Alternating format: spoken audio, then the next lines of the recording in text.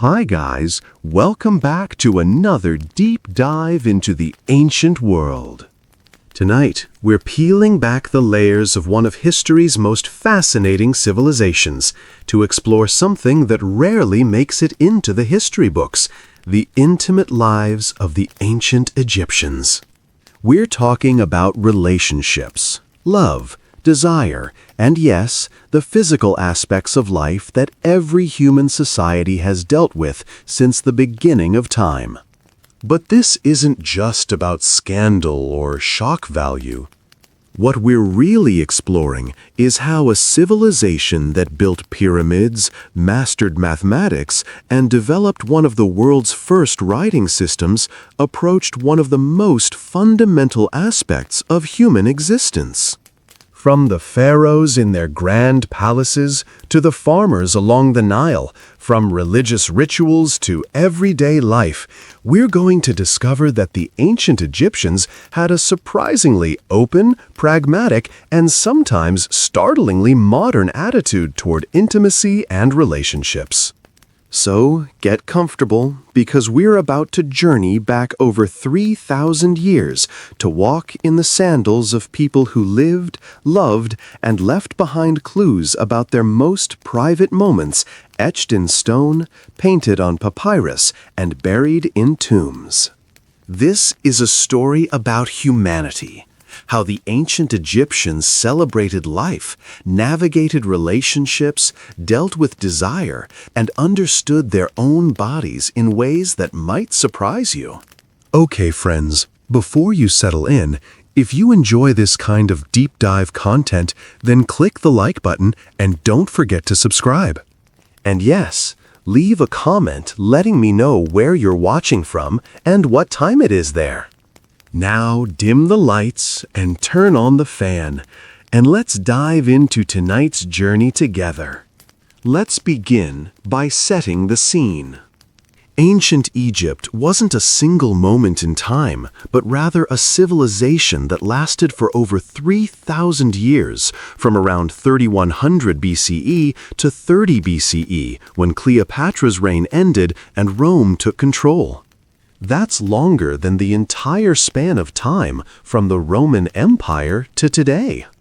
During all those centuries, Egyptian society developed complex attitudes toward relationships and physical intimacy that were documented in their art, literature, religious texts, and even medical papyri. Unlike many ancient civilizations, the Egyptians were remarkably frank about bodily functions and romantic relationships. They didn't shy away from depicting couples in tender embraces or discussing matters that other cultures might have considered too private for public record. This openness gives us an incredible window into their world. The geography of Egypt itself played a crucial role in shaping the civilization and its attitudes toward life and relationships. Egypt was described by the Greek historian Herodotus as the gift of the Nile, and this description captures an essential truth. The Nile River flows north through the desert, creating a narrow ribbon of fertile land on either side. Every year, the river would flood, depositing rich silt that made the soil incredibly fertile. This predictable cycle of flooding allowed the Egyptians to develop sophisticated agriculture and to support a large population in what would otherwise be uninhabitable desert. The contrast between the fertile black land along the river and the red land of the desert beyond was stark and fundamental to Egyptian thinking. Life existed where the water reached, and beyond that was death, chaos, and nothingness. This geographical reality shaped Egyptian attitudes toward fertility and generation in profound ways. The annual flood that brought life to the land was seen as a miracle requiring divine intervention. The pharaoh performed rituals to ensure the flood would come, and priests made offerings to the Nile god Hapi. The connection between water, fertility, and life was obvious and central to Egyptian religion and worldview. By extension, human fertility, the generation of new life, was understood as participating in the same divine pattern that renewed Egypt each year. A couple producing children was echoing the Nile's annual gift of life, participating in cosmic renewal, ensuring that their family and, by extension, Egyptian civilization would continue into the future. The population of ancient Egypt fluctuated over its long history, but probably peaked at around 3 to 5 million people during prosperous periods. This population was concentrated along the Nile in villages and cities, with the vast desert serving as a barrier protecting Egypt from invaders and creating a sense of isolation and uniqueness. Egyptians saw their land as fundamentally different from and superior to other places. This conviction of being special, of living in a divinely favored land, contributed to cultural confidence and stability. Egyptians knew who they were and what their values were, and they maintained these values with remarkable consistency over millennia. The language of ancient Egypt evolved over time, from Old Egyptian through Middle Egyptian to Late Egyptian, Demotic, and finally Coptic. Despite these changes, there was remarkable continuity in vocabulary and concepts related to family and relationships. The word for love remained consistent, as did terms for husband, wife, child, and family. This linguistic stability reflects cultural stability in how relationships were conceptualized and valued. When we read texts from different periods separated by 1,000 years or more, we find similar ideas about marriage, similar advice about treating one's spouse well, similar concerns about fertility and children. This consistency is unusual in world history and speaks to the strength of Egyptian cultural identity. The ancient Egyptian concept of love and attraction was deeply tied to their religious beliefs and their understanding of cosmic order, which they called Ma'at. Ma'at represented truth, balance, order, harmony, law, morality, and justice. Within this framework, relationships between men and women were seen as natural and necessary for maintaining cosmic balance. The Egyptians believed that the universe itself was created through an act of generation by the god Atum, who created the first divine couple, Shu and Tefnut, through his own efforts. This creation myth set a precedent that physical acts of creation and generation were sacred, powerful, and fundamentally good. Unlike some later cultures that would develop complicated feelings about physical desire, viewing it as sinful or base, the ancient Egyptians saw it as a life-affirming force that echoed the very creation of the world. The creation myths of Egypt varied by region and period, but they all emphasized generation and bringing forth life from divine power.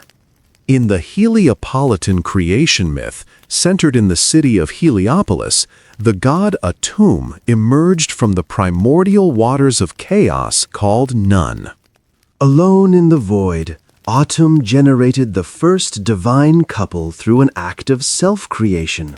Some texts describe this quite explicitly as an act of self-stimulation, showing how frank the Egyptians could be even about their highest gods. From this first generation came Shu, the god of air, and Tefnut, the goddess of moisture. These two produced Geb, the earth god, and Nut, the sky goddess, who in turn produced Osiris, Isis, Set, and Nephthys. This divine family tree established the pattern: Creation comes through pairing and generation, not through divine fiat or word alone as in some other religious traditions. In the Memphite theology, centered in Memphis, the god Ptah created through thought and word, speaking things into existence. This more intellectual form of creation existed alongside the more physical Heliopolis myth, and Egyptians apparently saw no contradiction in having multiple creation accounts. What mattered was that creation was good, that it came from divine power, and that the result was the ordered cosmos they inhabited. Human generation echoed divine creation, making it fundamentally sacred. When a couple came together and a child was conceived, they were participating in the same creative force that made the universe itself. The goddess Nut and the god Geb had their own important mythological relationship. Nut was the sky, her body arching over the earth, and Geb was the earth below. They were locked in eternal embrace until the god Shu separated them, lifting Nut up to create the space where life could exist. Despite being separated, they remained paired, forever reaching toward each other, and their children, the great gods Osiris, Isis, Set, and Nephthys, were born from their union. This cosmic marriage was depicted in temple ceilings, where Nut's star-spangled body arched overhead, and it reinforced the idea that male and female pairing was fundamental to cosmic order. The separation of sky and earth was necessary for life to exist, but the connection between them remained, just as married couples who couldn't always be together nevertheless remained bonded. When it came to relationships, ancient Egypt was surprisingly progressive in many ways, especially concerning the status of women. Egyptian women had rights that women in many other ancient civilizations could only dream of. They could own property, conduct business, initiate divorce, and inherit wealth. In matters of relationships, women weren't simply passive participants or property to be traded between families. They had agency and choice, at least to a greater degree than in neighboring cultures.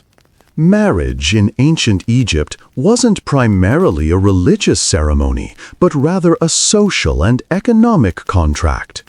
There was no wedding ceremony as we would understand it today. Instead, when a man and woman decided to form a household together, the man would typically bring gifts to the woman's family, and she would bring a dowry of household goods. They would then set up house together, and in the eyes of society, they were married.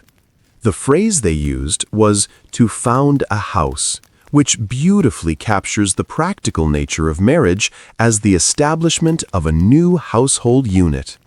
The process of courtship and marriage negotiations varied by social class and period, but certain patterns emerge from the evidence. Among wealthy families, marriages were often arranged, or at least heavily influenced by parents who sought advantageous matches for their children.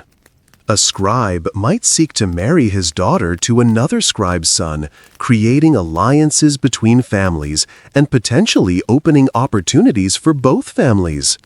Property considerations were important. What would each partner bring to the marriage, and how would assets be divided if the marriage ended? These practical matters were negotiated and sometimes recorded in marriage contracts that specified what would happen in various scenarios. Among common people, courtship might be less formal but still involved family input. Young people had opportunities to meet at festivals, in the marketplace, during agricultural work when villages cooperated on tasks, and through extended family connections. A young man who was interested in a particular woman would need to demonstrate that he could support a family, that he had learned a trade, could farm successfully, or had some other means of livelihood. The woman's family would assess whether this suitor could provide for their daughter and future grandchildren. If both sides were agreeable, negotiations would proceed about what the groom would provide and what dowry the bride would bring. The concept of romantic love was recognized and valued, even if practical considerations were also important. Love poetry from ancient Egypt makes it clear that people didn't just marry for convenience, but sought emotional and physical connection with their partners. Young people falling in love was understood as natural and even desirable, as long as it led to appropriate marriage rather than to socially disruptive affairs.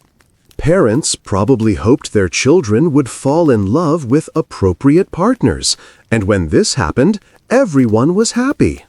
When young people fell in love with inappropriate partners, someone from a much different social class, someone already married, or someone the family opposed for other reasons, conflicts arose just as they do in every culture and time period. The ideal age for marriage, as mentioned earlier, was shortly after reaching physical maturity. For girls, this meant the early teens, typically between 12 and 14 years old. For boys, it might be slightly later, perhaps 15 to 17. These ages seem shockingly young to modern sensibilities, but we must understand them in context. Life expectancy was much shorter. A person who survived childhood might live to 40 or 50 if they were fortunate, but many died younger from disease, accident, or complications from childbirth for women.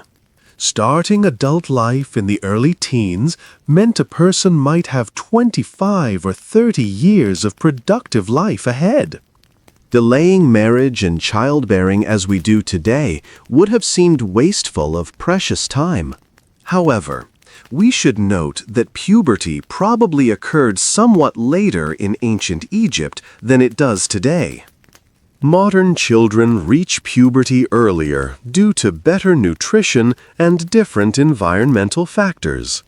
In ancient Egypt, girls might not menstruate until 14 or 15, and boys might not reach full physical maturity until their late teens. So, when we say girls married at 12 or 13, we need to understand that this was likely close to their physical maturity, not years before it, as it would be today.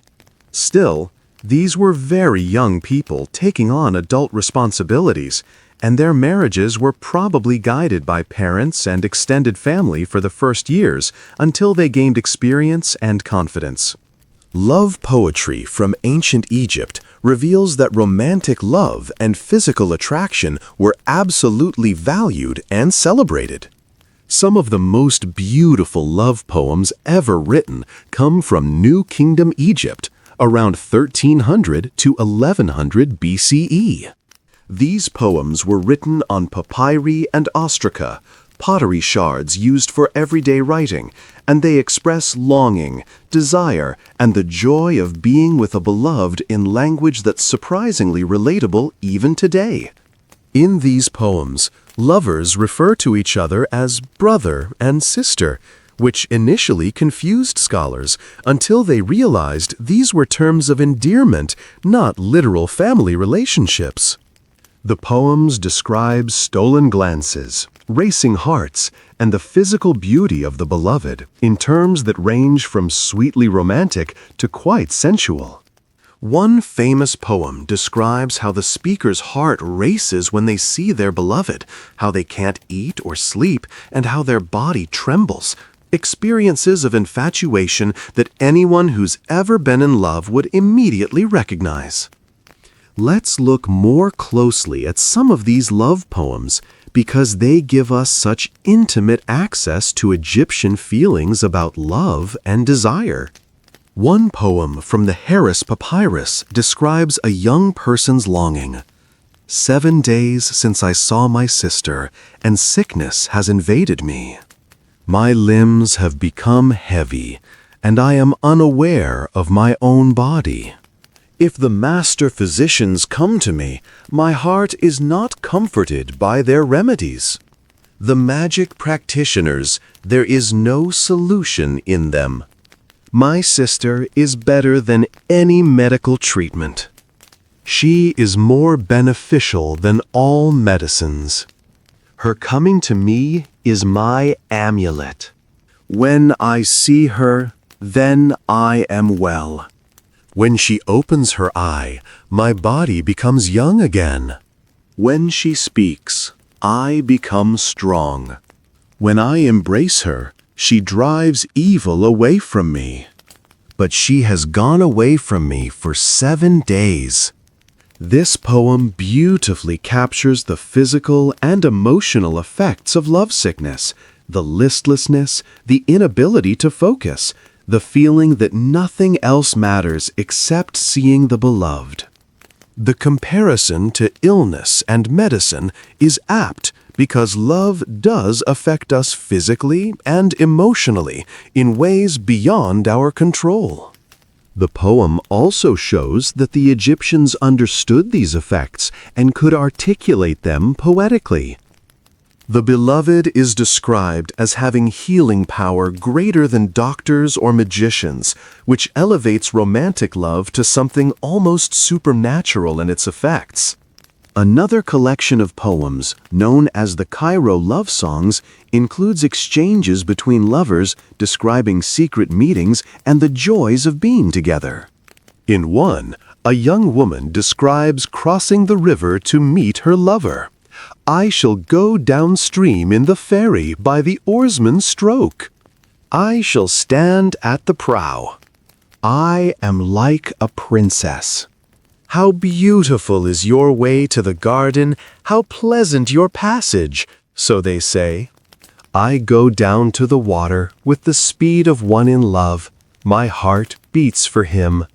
The imagery of journeying to meet the beloved, the excitement and anticipation, the sense of being transformed into someone special, these are universal experiences of early love. Another poem describes the lovers meeting in a garden, surrounded by flowering plants and birds, creating an idyllic setting for romance. Gardens in Egypt were places of beauty and coolness, escapes from the harsh sun and dust, making them natural settings for romantic encounters. The rich could have elaborate gardens with pools, shade trees, and flowering plants. Even modest households might have a small garden plot with vegetables and a few ornamental plants. Gardens represented life, growth, and fertility, making them symbolically appropriate settings for courtship and romance. Some of the love poems are quite bold in their sensual content. One describes the physical beauty of the beloved in detail, praising their eyes, hair, breasts, limbs, and overall form. Another describes the pleasure of physical closeness, of embracing and kissing, of lying together. These poems weren't hidden away as scandalous, but were apparently enjoyed and shared, showing that the Egyptians didn't view romantic and physical attraction as something shameful that needed to be concealed. Instead, they celebrated these feelings as natural and beautiful, worthy of poetic expression. The poetry also reveals that love wasn't always reciprocated or easy. Some poems express the pain of unrequited love, the frustration of being unable to approach the beloved, or the anxiety that the beloved might prefer someone else. These more melancholy poems show that the Egyptians understood that love could bring pain as well as joy, and that romantic disappointment was a common human experience. The very existence of love spells and magical papyri meant to attract or bind a beloved suggests that people worried about securing and keeping their partner's affection, that relationships weren't always secure or certain. The ancient Egyptians had a remarkably practical approach to physical relationships within marriage. Fertility was extremely important because children represented security in old age, continuation of the family line, and additional labor for the household. As a result, a healthy, intimate relationship between husband and wife was seen as essential, not shameful.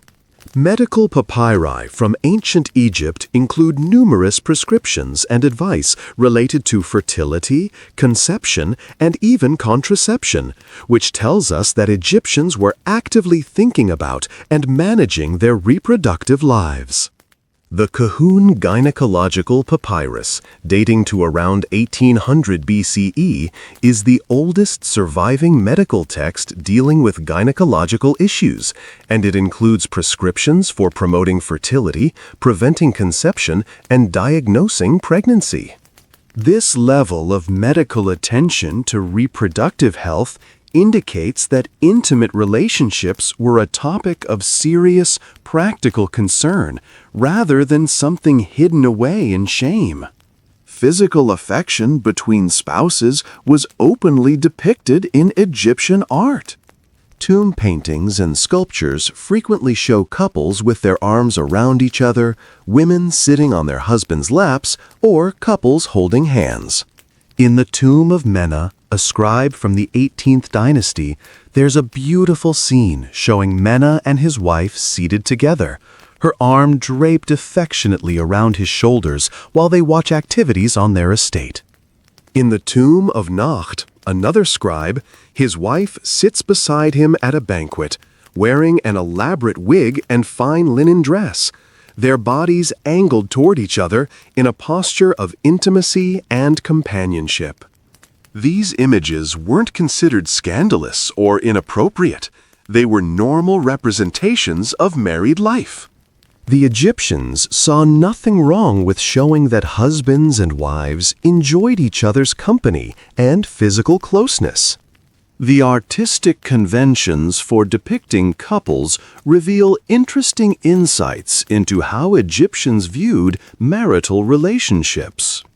In statuary, couples are often shown seated side by side, the woman typically placing her arm around her husband's waist or over his shoulder in a gesture of affection and support. The man's arm might rest on his wife's shoulder or hold her hand.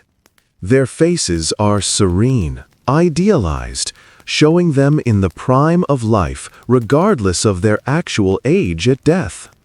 This idealization extended to their bodies as well. Both partners are shown as youthful, fit, and attractive, representing the hope that they would remain together in this ideal state forever in the afterlife. Some tomb scenes show couples in more private moments. The tomb of Senefer, a mayor of Thebes during the reign of Amenhotep II, contains a beautiful ceiling painted to look like a grape arbor, with the couple shown together in multiple scenes. In one famous image, Senefer's wife Merit sits on his lap while they enjoy their garden, her body leaning against his in a posture of relaxed intimacy. She holds lotus flowers, symbols of rebirth and eternal life, while he embraces her. The scene conveys marital happiness and the hope that this happiness will continue in the afterlife. These intimate depictions were placed in tombs specifically so that the deceased could enjoy these relationships eternally. The famous statue of Rahotep and Nofret, dating to the Old Kingdom around 2600 BCE, shows a couple seated side by side in individual chairs. Rahotep's statue was painted with reddish-brown skin, the conventional color for depicting men who worked outdoors, while Nofret's statue has pale yellow skin, the conventional color for women who spent more time indoors. They're dressed in their finest clothing and jewelry, and their faces have a remarkably lifelike quality due to the inlaid crystal eyes that seem to gaze out with intelligence and personality. Though seated separately, rather than touching, the decision to create paired statues and place them together in the tomb shows they were a unit, partners who belonged together. In the New Kingdom tomb of Ramses, a vizier under Amenhotep III and Akhenaten, there's a relief showing Ramses and his wife at a banquet. The carving is in the elegant, refined style of the late 18th dynasty, with the couple shown in profile as was conventional, but their bodies are angled toward each other and they're holding hands. The delicacy of the carving, the fine details of their elaborate wigs and clothing, and the tender gesture of holding hands all convey a sense of partnership and affection. This isn't just a formal representation of social roles, but a depiction of two people who cared about each other. The famous painted limestone bust of Nefertiti, one of the most iconic images from ancient Egypt, shows her alone, but other reliefs from the Amarna period show Nefertiti with her husband Akhenaten in remarkably intimate and informal poses. The Amarna art style broke with many Egyptian conventions, showing royal figures in relaxed, naturalistic poses, rather than formal, rigid stances. Reliefs show Akhenaten and Nefertiti embracing, kissing their daughters, sitting together casually, even touching each other's faces in gestures of affection. This unprecedented intimacy in royal art might reflect the revolutionary religious changes of Akhenaten's reign, or it might simply show that this particular royal couple chose to have their genuine affection depicted, but either way, it demonstrates that such affection existed and could be shown in art when desired. When we move from public art to private spaces, the evidence becomes even more revealing. Ostraca, found at Deir el-Medina, the village where the workers who built the royal tombs lived, includes sketches that are quite explicit in nature. These weren't formal, official art, but rather informal drawings, perhaps doodles or entertainment, and they show that the workers had a bawdy sense of humor and didn't take themselves too seriously when it came to physical matters. Some of these sketches have been interpreted as satirical or humorous rather than arousing, suggesting that the Egyptians could laugh about intimate matters rather than treating them with solemn reverence or shameful secrecy. The Turin papyrus, housed in the Egyptian Museum in Turin, Italy, is perhaps the most famous example of explicit ancient Egyptian art. Dating to the Ramesside period, around 1150 BCE, it contains a series of illustrations showing couples in various intimate positions. Scholars have debated its purpose, whether it was meant as entertainment, had some religious significance, or was perhaps a satirical commentary on society. Regardless of its original purpose, its very existence tells us that such imagery was created and presumably viewed in ancient Egypt. The religious dimension of physical intimacy in ancient Egypt is fascinating and complex. Several Egyptian myths involve divine couples whose relationships had physical dimensions. The god Osiris and his wife Isis were one of the most important divine couples, and their story was central to Egyptian religious belief. According to the myth, Osiris was murdered and dismembered by his jealous brother Set. Isis, through her powerful magic and devotion, gathered the pieces of Osiris's body and temporarily restored him to life long enough to conceive their son Horus. This myth celebrated marital fidelity, the power of love, and the creative potential of intimate union, even in the face of death.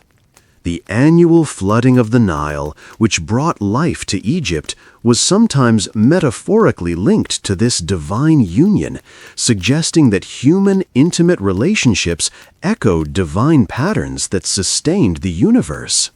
Fertility festivals were important religious events in ancient Egypt. and some of these clearly had associations with physical fertility and reproduction.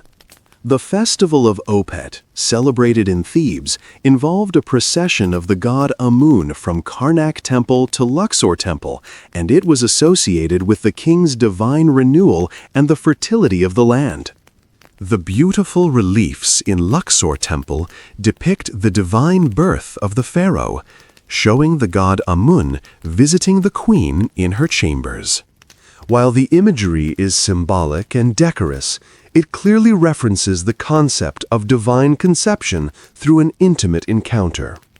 The message was that Pharaoh himself was born of both divine and earthly union, making him the living bridge between gods and humans. The god Min was particularly associated with male fertility and generation. He was usually depicted with an erect phallus, symbolizing his role as a fertility deity, and his festivals celebrated generative power.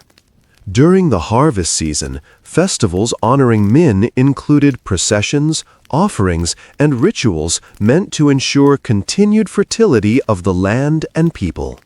These weren't considered obscene or inappropriate, but rather necessary religious observances that acknowledged the fundamental importance of fertility to survival. The Egyptians understood that human society depended on successful reproduction, and they honored the forces they believed governed fertility without embarrassment. Let's talk about daily life and what physical relationships might have actually been like for ordinary Egyptians. Most people lived in small houses made of mud brick with just a few rooms. Privacy, as we understand it, was limited, especially for poorer families who might have everyone sleeping in 1 or 2 rooms. However, couples certainly found ways to have intimate time together. Egyptian houses sometimes had a separate room that served as a master bedroom, and wealthier families might have servants or slaves who slept elsewhere. Because of Egypt's hot climate, people typically wore light linen clothing, and children were often lightly dressed at home or in private settings. This casual attitude toward the body probably extended to intimate relationships as well. Physical closeness was a natural part of life, not something requiring elaborate privacy rituals or cloaked in layers of shame. The typical Egyptian house was oriented to deal with the intense heat. Homes were built with thick mud brick walls that provided insulation from the sun. Rooms were relatively small to stay cool, and houses often had flat roofs where families could sleep on hot nights when the interior was stifling. Windows were small and set high in the walls to provide ventilation while keeping out the blazing sun. Some houses had a cellar or semi-underground room that stayed cooler and could be used for storage or as a retreat from midday heat. The design of houses reflects the reality that much of life was lived outdoors or on roofs rather than inside enclosed rooms. A typical middle-class house might have an entrance leading to a main room used for daily activities, with smaller rooms opening off this central space for sleeping, storage, and food preparation. Some houses had a kitchen area with a bread oven, though cooking was often done outdoors to avoid heating up the interior. There might be a small courtyard or garden area where the family could sit in the evening. Animals, donkeys, goats, chickens, might be kept in the courtyard or in a separate enclosure. The house would contain relatively little furniture by our standards, perhaps some storage chests, sleeping mats, low stools or chairs, and some pottery for storing food and water.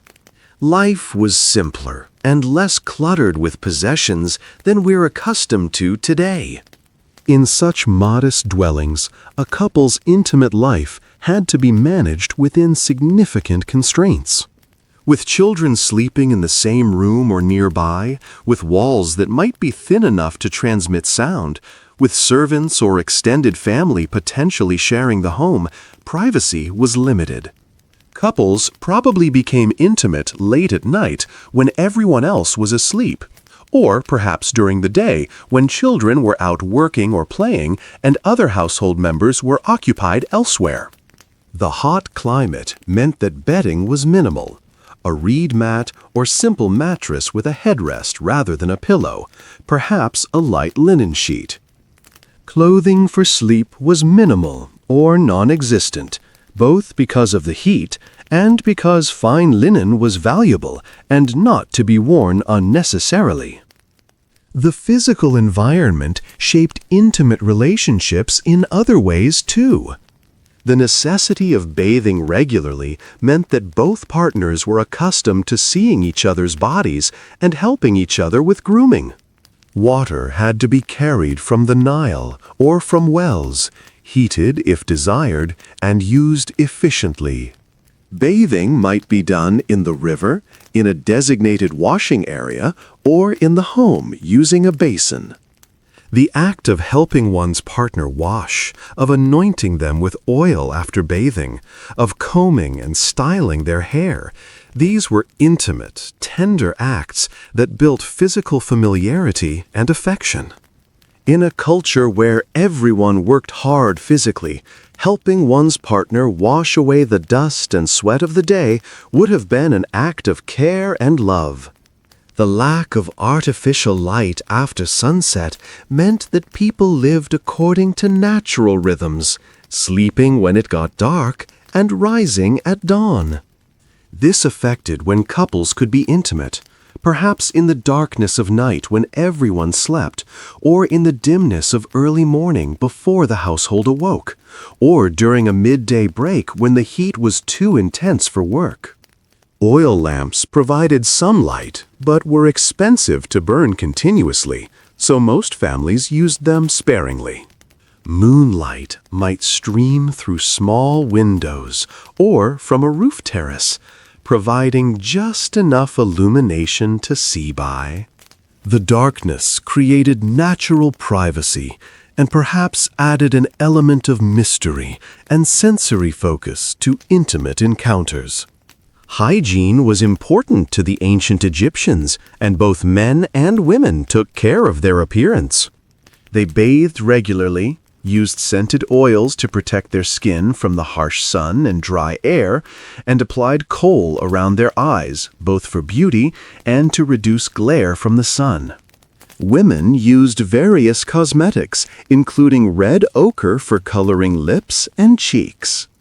Both men and women shaved their body hair, including their heads, which is why we see so many wigs in Egyptian art.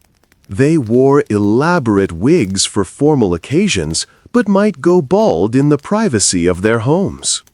This attention to cleanliness and grooming suggests that physical attractiveness and presenting oneself well to one's partner was valued. Medical papyri include recipes for perfumes, deodorants, and treatments for bad breath, all indicating that the Egyptians wanted to be pleasant to be around, especially in close quarters. The practice of removing body hair was nearly universal among Egyptians who could afford the time and tools to do so. Men shaved their faces, though some, especially foreigners and certain priests, wore beards. Both sexes removed pubic and body hair using bronze razors, tweezers, or abrasive substances. This practice had multiple motivations. It reduced the problem of lice and other parasites, it kept people cooler in the intense heat, and it was considered more aesthetically pleasing and civilized. The smooth, hairless bodies we see in Egyptian art reflect actual practice, not just artistic convention. For intimate relationships, this meant that partners experienced each other's bodies without the barrier of body hair, creating more direct skin-to-skin contact and perhaps heightening sensory experience. The Egyptians developed sophisticated cosmetics and perfumes that were used by both sexes, though women used them more extensively. Kohl, the black eye makeup so characteristic of Egyptian appearance, was made by grinding galena or soot and mixing it with oil or fat.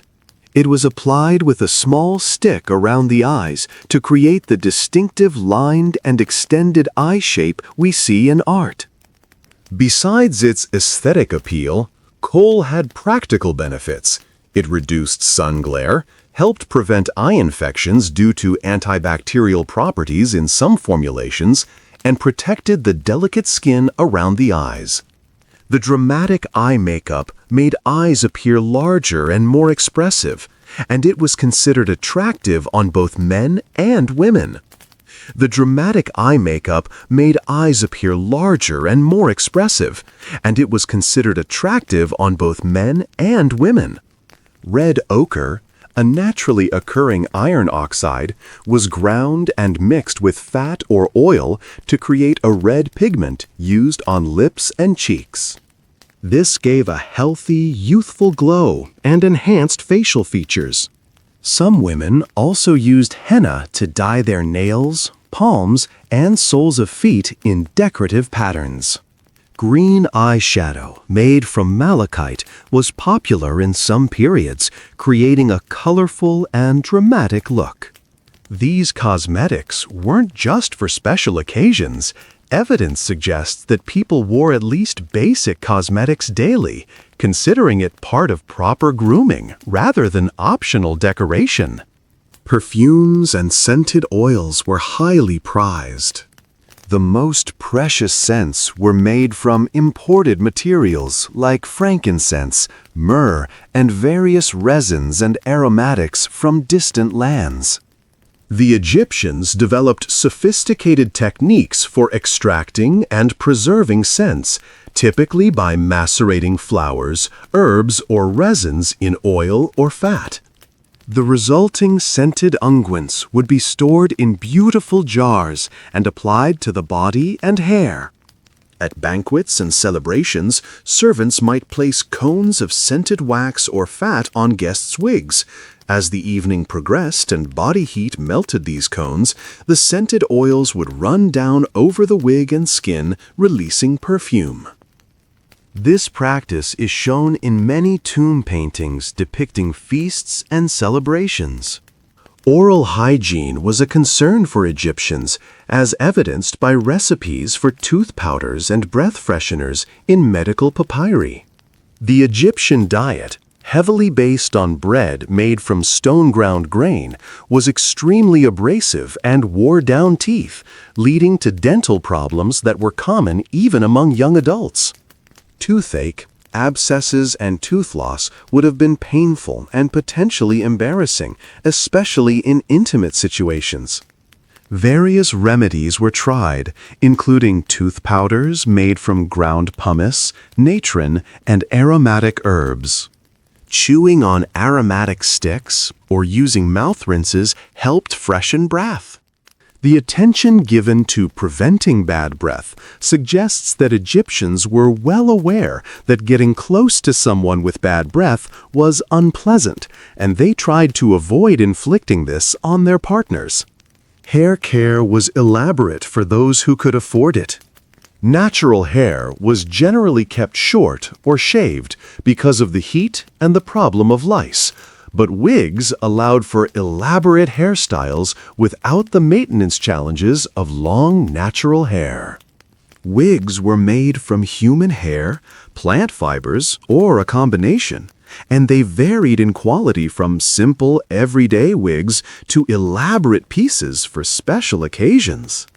Women's wigs were especially complex, often consisting of many small braids combined into a heavy, cascading style that might reach the middle of the back or beyond. These wigs would be styled with beeswax and resin to hold the braids in place, and they could be decorated with ornaments, beads, or flowers. Men's wigs were generally shorter and less elaborate, but still required skill to make and maintain. A wealthy man might own several wigs for different occasions, a simple short wig for daily wear, a more elaborate shoulder-length style for formal events, and perhaps a special wig for religious ceremonies if he served as a priest. The wig workshop was a recognized profession, and skilled wig makers were valued for their artistry. Maintaining wigs required regular cleaning and restyling, and wealthy households would have servants responsible for this task. The investment in wigs and their maintenance shows how important appearance was to the Egyptians and how much effort they put into looking attractive and well-groomed. The use of scented oils deserves more attention because it was so central to Egyptian grooming and, by extension, to intimate relationships. In the hot, dry climate of Egypt, skin would quickly become parched and uncomfortable without moisture. Oils served the essential function of protecting skin from the elements while also making it soft and pleasant to touch. Various oils were used depending on availability and wealth. Castor oil, linseed oil, olive oil, and more expensive imported oils. These base oils could be scented with aromatic substances to create perfumes. The oil would be massaged into skin after bathing, creating a glistening, healthy appearance and protecting against sun damage and dehydration. Imagine the intimacy of a spouse helping to apply scented oil after bathing, the tactile pleasure of smooth, oiled skin, the pleasant fragrance filling the air, the care and attention involved in the act. This daily ritual of grooming would have been an important part of marital intimacy, a time when partners touched each other gently and caringly outside of specifically intimate contexts. These everyday acts of physical care built familiarity, comfort, and affection between partners. They also meant that partners were accustomed to touching each other's bodies in non-intimate ways, which probably made physical intimacy feel like a natural extension of the everyday physical familiarity they already shared. The Egyptians also dealt with various skin conditions and ailments that could affect appearance and comfort. Medical papyri include treatments for rashes, burns, scars, wrinkles, and various blemishes. Some of these remedies may have had genuine medical efficacy, while others were probably ineffective. But the concern with treating these conditions shows that Egyptians wanted to maintain healthy, attractive skin. For intimate relationships, being free from painful or unsightly skin conditions would have made physical closeness more comfortable and pleasant. The attention to treating these issues reflects the broader Egyptian value of maintaining the body in the best possible condition. They bathed regularly, used scented oils to protect their skin from the harsh sun and dry air, and applied kohl around their eyes, both for beauty and to reduce glare from the sun. Women used various cosmetics, including red ochre for coloring lips and cheeks. Both men and women shaved their body hair, including their heads, which is why we see so many wigs in Egyptian art. They wore elaborate wigs for formal occasions, but might go bald in the privacy of their homes. This attention to cleanliness and grooming suggests that physical attractiveness and presenting oneself well to one's partner was valued.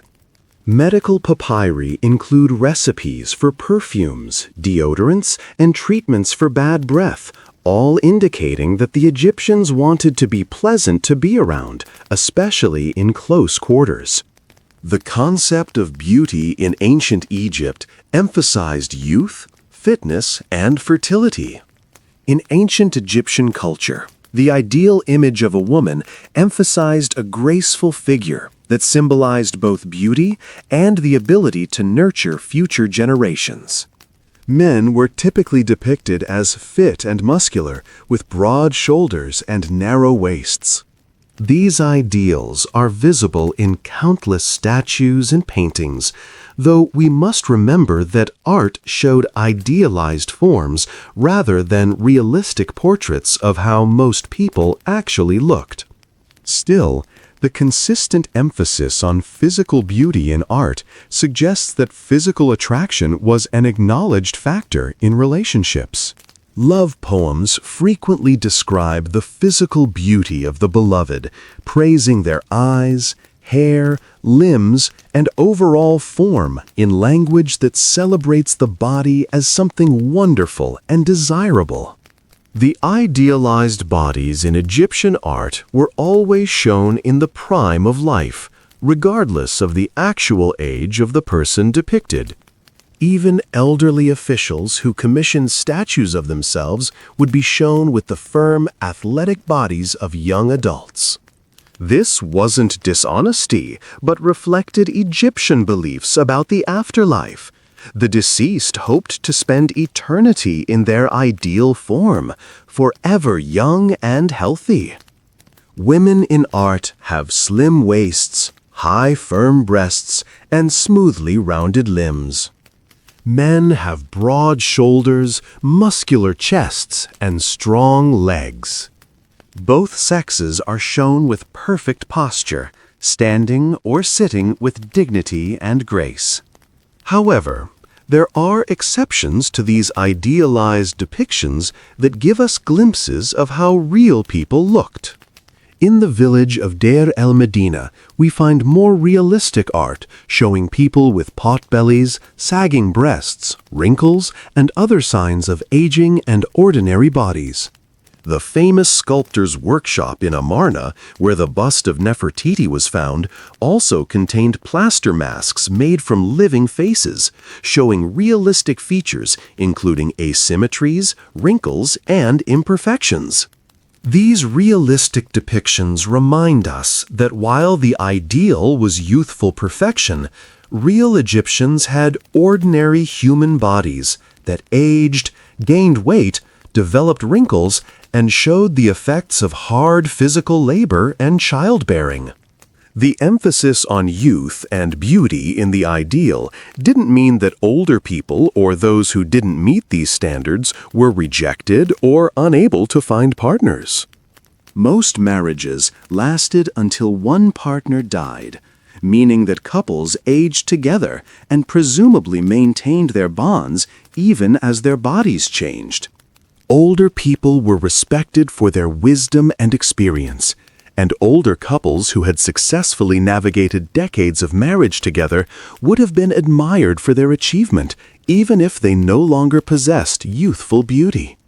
The ideal shown in art was aspirational and symbolic rather than a rigid standard that everyone had to meet. Physical fitness was probably easier to maintain in ancient Egypt than it is in modern sedentary societies because life required constant physical activity. Farmers walked miles daily, worked the fields with hand tools, and carried heavy loads. Craftsmen engaged in physically demanding work. Stonemasons, brickmakers, potters, weavers, and others all worked with their hands and bodies. Even scribes, who had desk jobs by ancient standards, still walked everywhere and lived without modern conveniences. This meant that most people maintained reasonable fitness simply through the demands of daily life. The exception would be the very wealthy who could afford to be completely sedentary, and indeed some mummies of wealthy individuals show signs of obesity and related health conditions. For intimate relationships, physical fitness mattered in practical ways. Childbearing was demanding, and women needed to be reasonably healthy and strong to survive pregnancy and delivery. Men needed strength and endurance to support their families through hard physical labor. Partners who were healthy and fit could enjoy physical intimacy more easily than those weakened by illness or exhausted by malnutrition. The Egyptian emphasis on good health and physical well-being thus had implications for the quality of intimate relationships as well as for general life success. Marriage usually happened when individuals reached physical maturity. For girls, this might be as young as 12 or 13, shortly after the onset of menstruation, while boys might be slightly older, perhaps 15 or 16. These ages seem very young to us today, but in ancient Egypt, where life expectancy was much shorter, perhaps 35 to 40 years on average, people necessarily began adult life earlier. A girl who married at 13 might be a grandmother by 30. Marriage was nearly universal in ancient Egypt because unmarried individuals had a harder time surviving economically and socially. The household unit was the fundamental building block of society, and everyone was expected to marry and have children if possible. Within marriage, women had considerable autonomy. Legal documents make it clear that wives weren't property, but partners who could own assets separately from their husbands. If a marriage ended in divorce, which either party could initiate, the woman was entitled to take her possessions and receive a settlement. This gave women some protection and bargaining power within marriage. A husband couldn't simply mistreat his wife without consequences. She could leave and take resources with her, and her family would likely support her. This relative equality extended to intimate relationships as well. While we can't know exactly what happened in the privacy of ancient bedrooms, the general pattern of women having legal rights and social standing suggests they weren't merely passive recipients of male desire, but active participants in intimate relationships.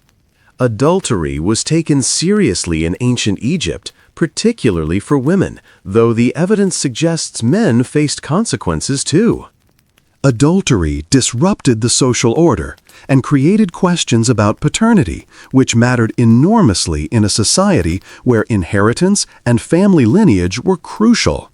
The instruction of Ptahhotep, a wisdom text that served as moral guidance, advised men to be faithful to their wives and warned that adultery brought disgrace and disaster.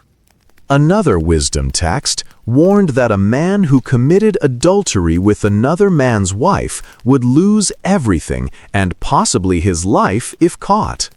These weren't idle threats. Adultery could be punished harshly, including beatings, mutilation, or in extreme cases, execution, though the evidence suggests these severe punishments were rare and usually applied only in cases involving royalty or very high-status individuals. The ideal in Egyptian moral teaching was for a man to be faithful to his wife and to treat her well. The instruction of Ani, another wisdom text, tells men to remember their mother's devotion in raising them, and instructs them to treat their wives with similar care and respect. It specifically mentions that a man should not supervise his wife too closely in her own domain, suggesting that micromanaging and controlling behavior was recognized as problematic even then. The text advises feeding her well, providing her with clothing and ointments, making her happy, and not taking her to court, which implies that some men did drag their wives into legal disputes, but this was frowned upon. These instructions paint a picture of marriage as a partnership requiring active maintenance, consideration, and mutual respect. Children were highly valued in ancient Egypt, and their arrival was cause for celebration.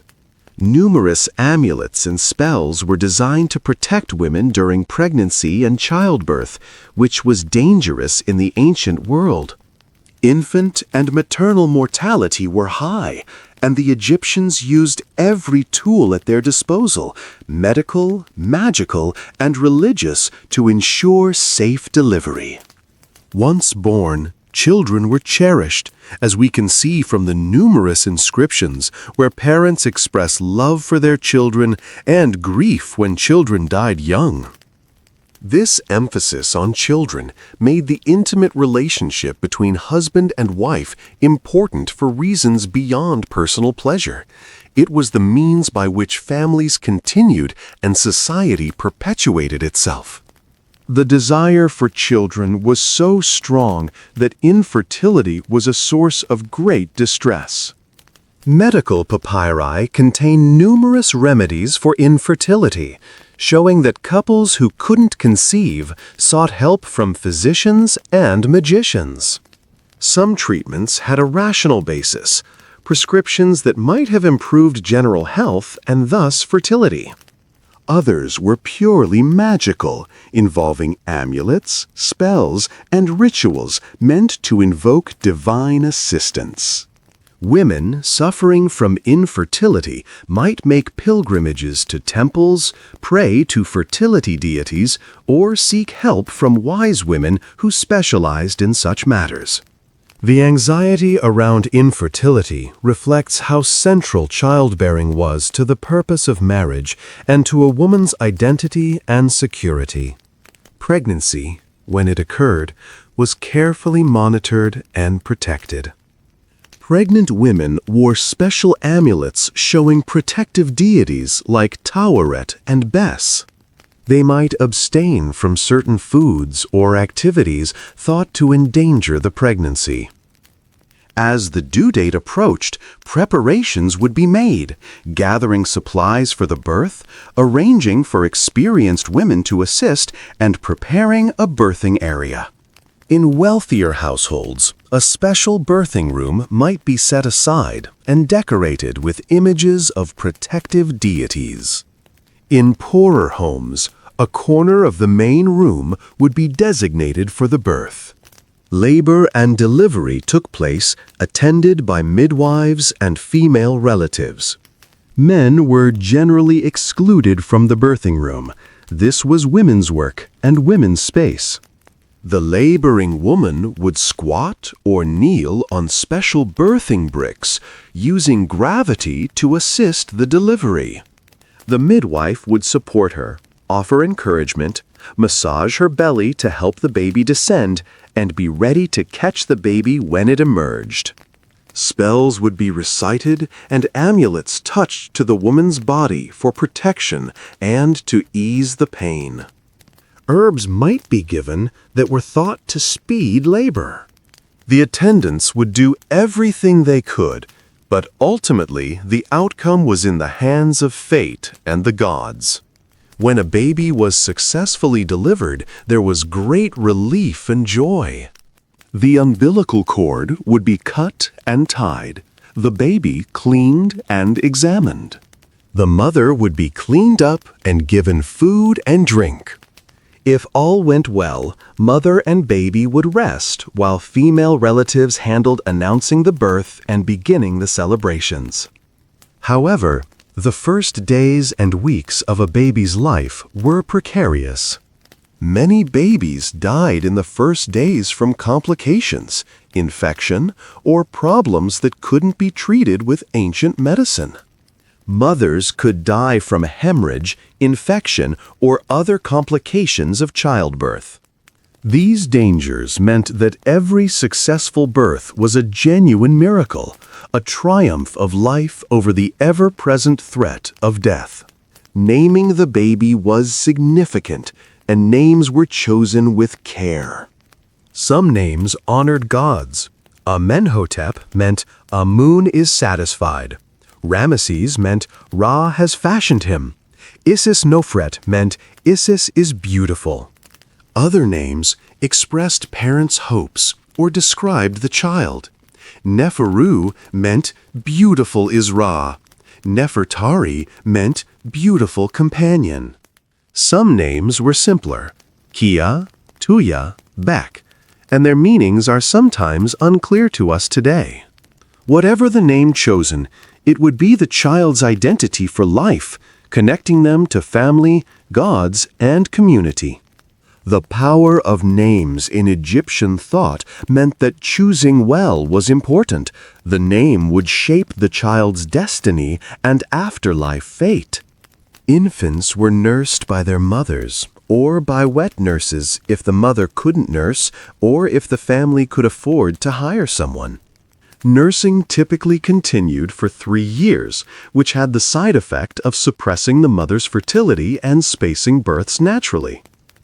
This long nursing period gave each child a good start in life with proper nutrition and bonding, and it prevented mothers from facing pregnancies too close together, which would have endangered their health. The extended nursing period also appears in Egyptian art, which sometimes shows mothers nursing toddlers rather than tiny infants, confirming that this practice was normal and accepted.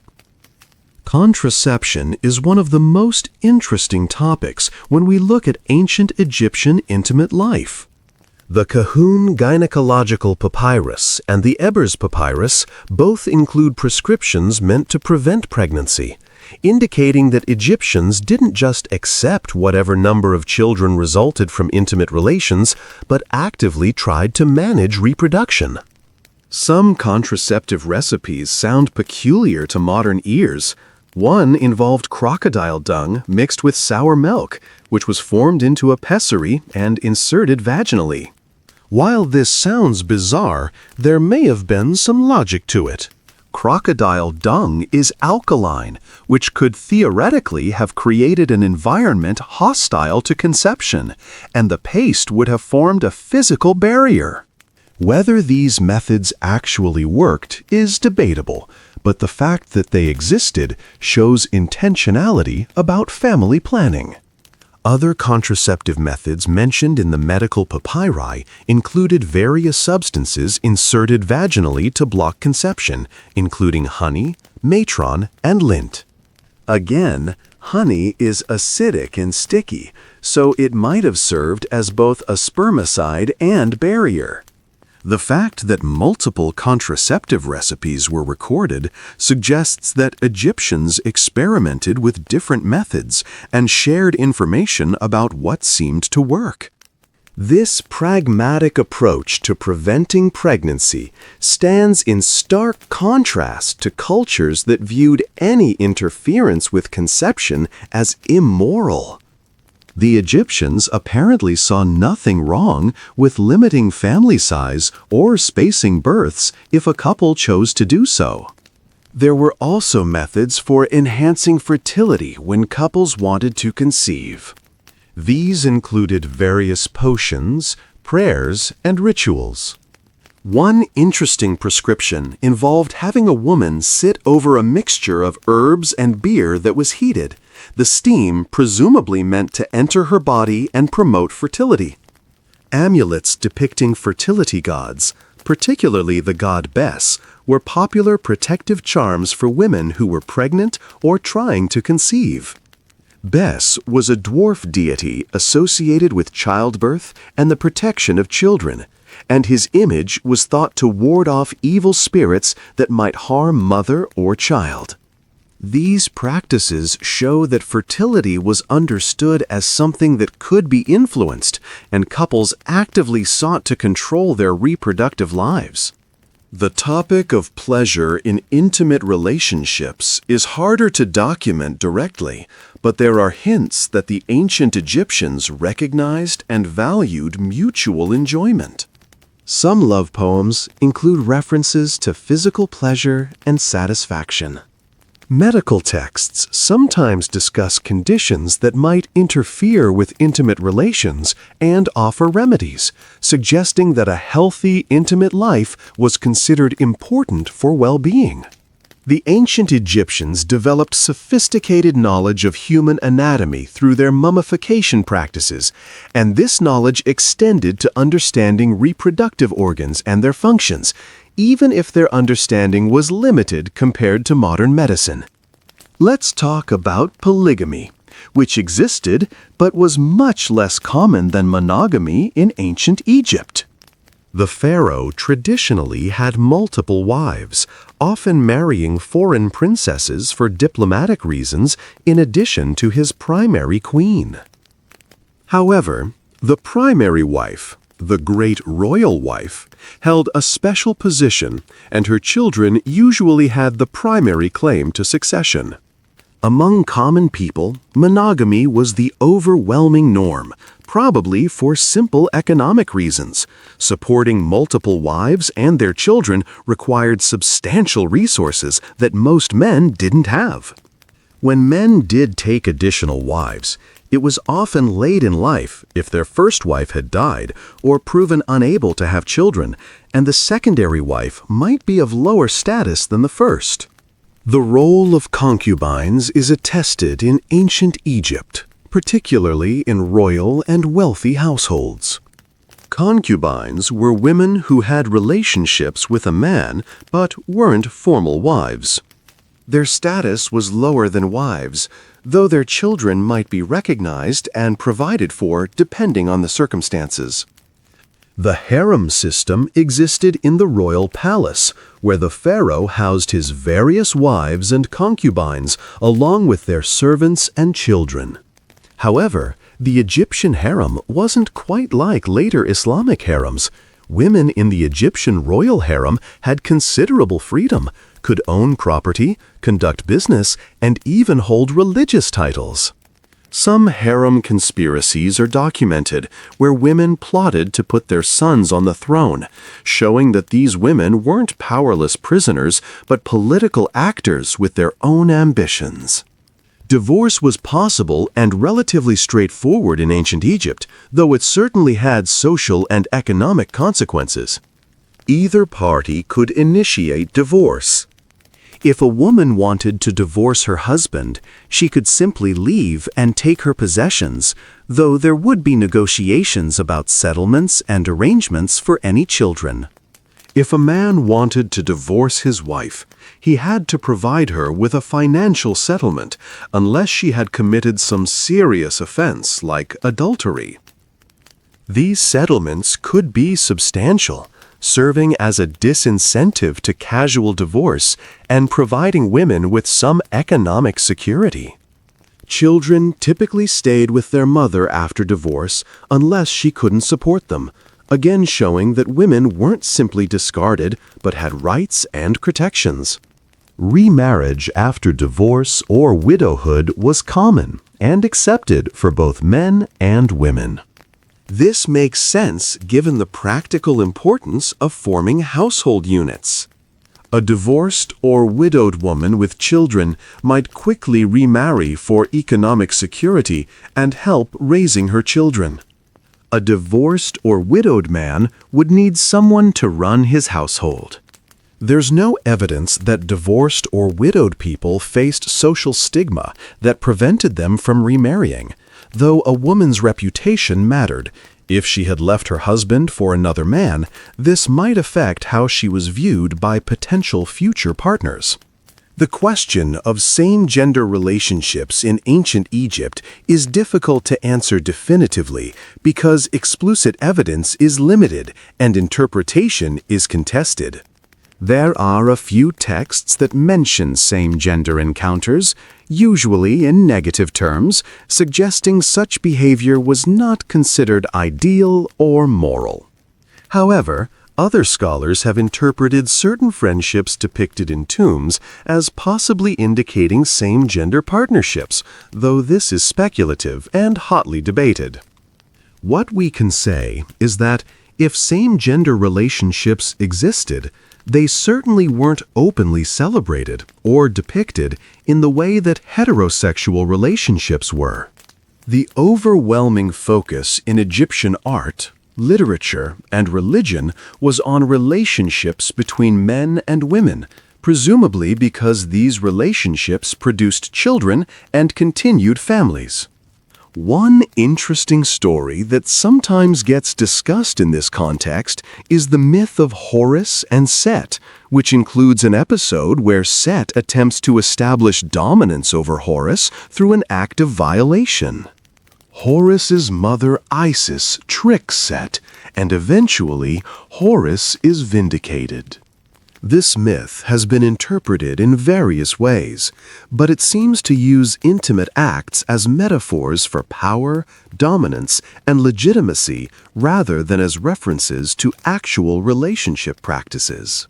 The key point is that the encounter in the myth is portrayed as an assault and an attempt to humiliate, not as a loving relationship, and Horus resists and ultimately triumphs. The Egyptian approach to the body itself was quite different from what we might expect.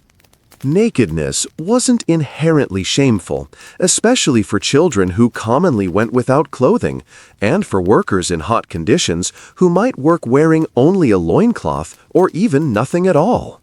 However, context mattered enormously. Nakedness in an inappropriate context, such as being stripped as punishment or humiliation, was deeply shameful. But nakedness in appropriate contexts, bathing, certain work situations, private family settings, was unremarkable. This nuanced view suggests that the Egyptians didn't see the body itself as inherently shameful, but understood that social context determined whether exposure was appropriate. Ritual purity was important in religious contexts, and this included ideas about bodily cleanliness and appropriate behavior. Priests were required to maintain high standards of cleanliness, including washing multiple times per day, shaving all body hair, and wearing clean linen garments. Some temples required periods of abstinence before performing certain rituals, indicating that intimate activity, while not sinful, was thought to affect one's ritual purity state. This is similar to many religious traditions that recognize intimate acts as powerful and significant, requiring separation between the intimate and the sacred, even while accepting both as legitimate parts of human life. The afterlife beliefs of ancient Egypt also shed light on their views of intimate relationships. In the afterlife, the deceased hoped to continue enjoying all the pleasures of earthly life, including the company of their spouse. Tombs often included scenes of the deceased couple together, and spells in funerary texts sometimes express the wish that couples be reunited after death. This suggests that intimate partnerships weren't seen as merely temporary earthly arrangements, but as bonds that ideally continued forever. The idea that husband and wife would be together in eternity added spiritual significance to marriages and probably encouraged people to choose partners carefully and to work on their relationships. Class differences affected intimate relationships significantly. For the wealthy elite, marriage involved substantial property negotiations, and couples had large houses with many rooms where privacy was easily achieved. Their children were educated, and daughters were expected to make good marriages that enhanced the family's status and connections. For farmers and laborers, life was simpler and more focused on survival. Their marriages were less formal, their homes smaller and more crowded, and their children went to work at young ages.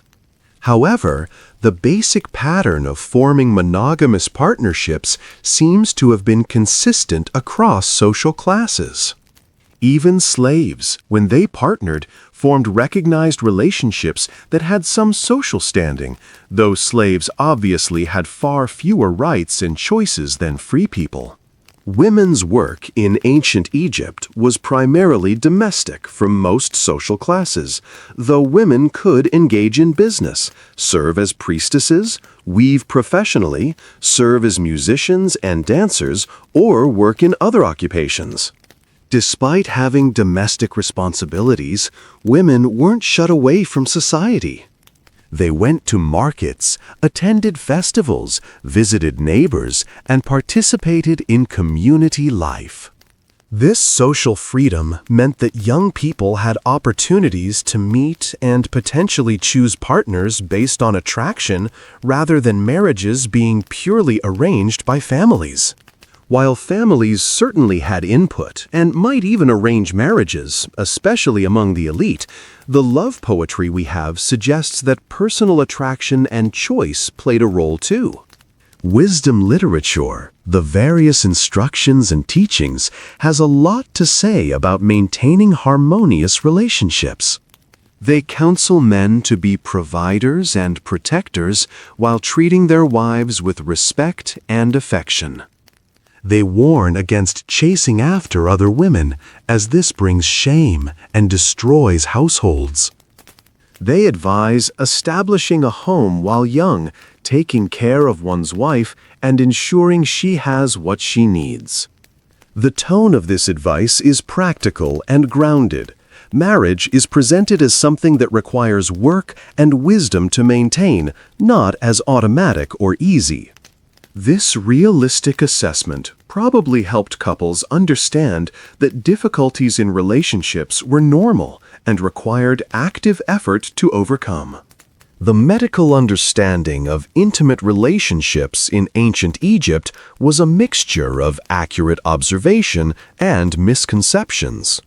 Egyptians understood the connection between intimate relations and pregnancy, obviously. They knew that menstruation stopped during pregnancy and that women had a fertile period, though they didn't understand the exact mechanisms. Some of their medical knowledge was quite sophisticated. They could recognize and treat various conditions, perform surgery, and compound complex medicines. However, their understanding of anatomy was incomplete, and their theories about how bodies worked were often wrong by modern standards. Still, the fact that they studied these matters and recorded their observations shows a systematic, curious approach to understanding human reproduction and health. Aphrodisiacs and potions meant to enhance desire or performance appear in some texts. These included various plant substances, animal parts, and minerals that were thought to have special properties.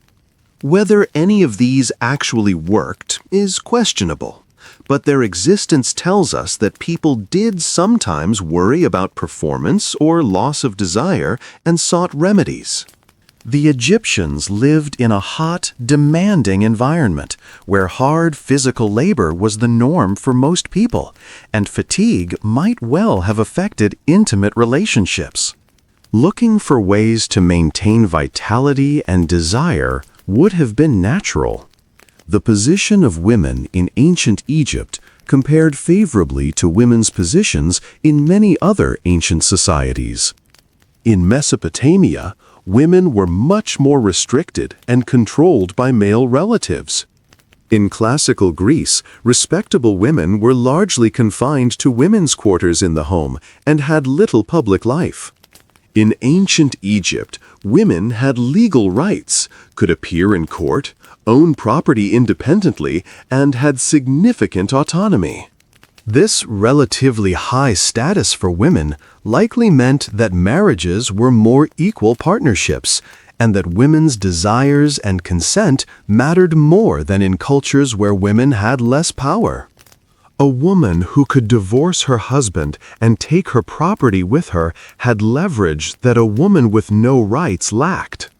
Queens of Egypt sometimes wielded enormous power, especially when serving as regents for young sons, or in rare cases, ruling in their own right.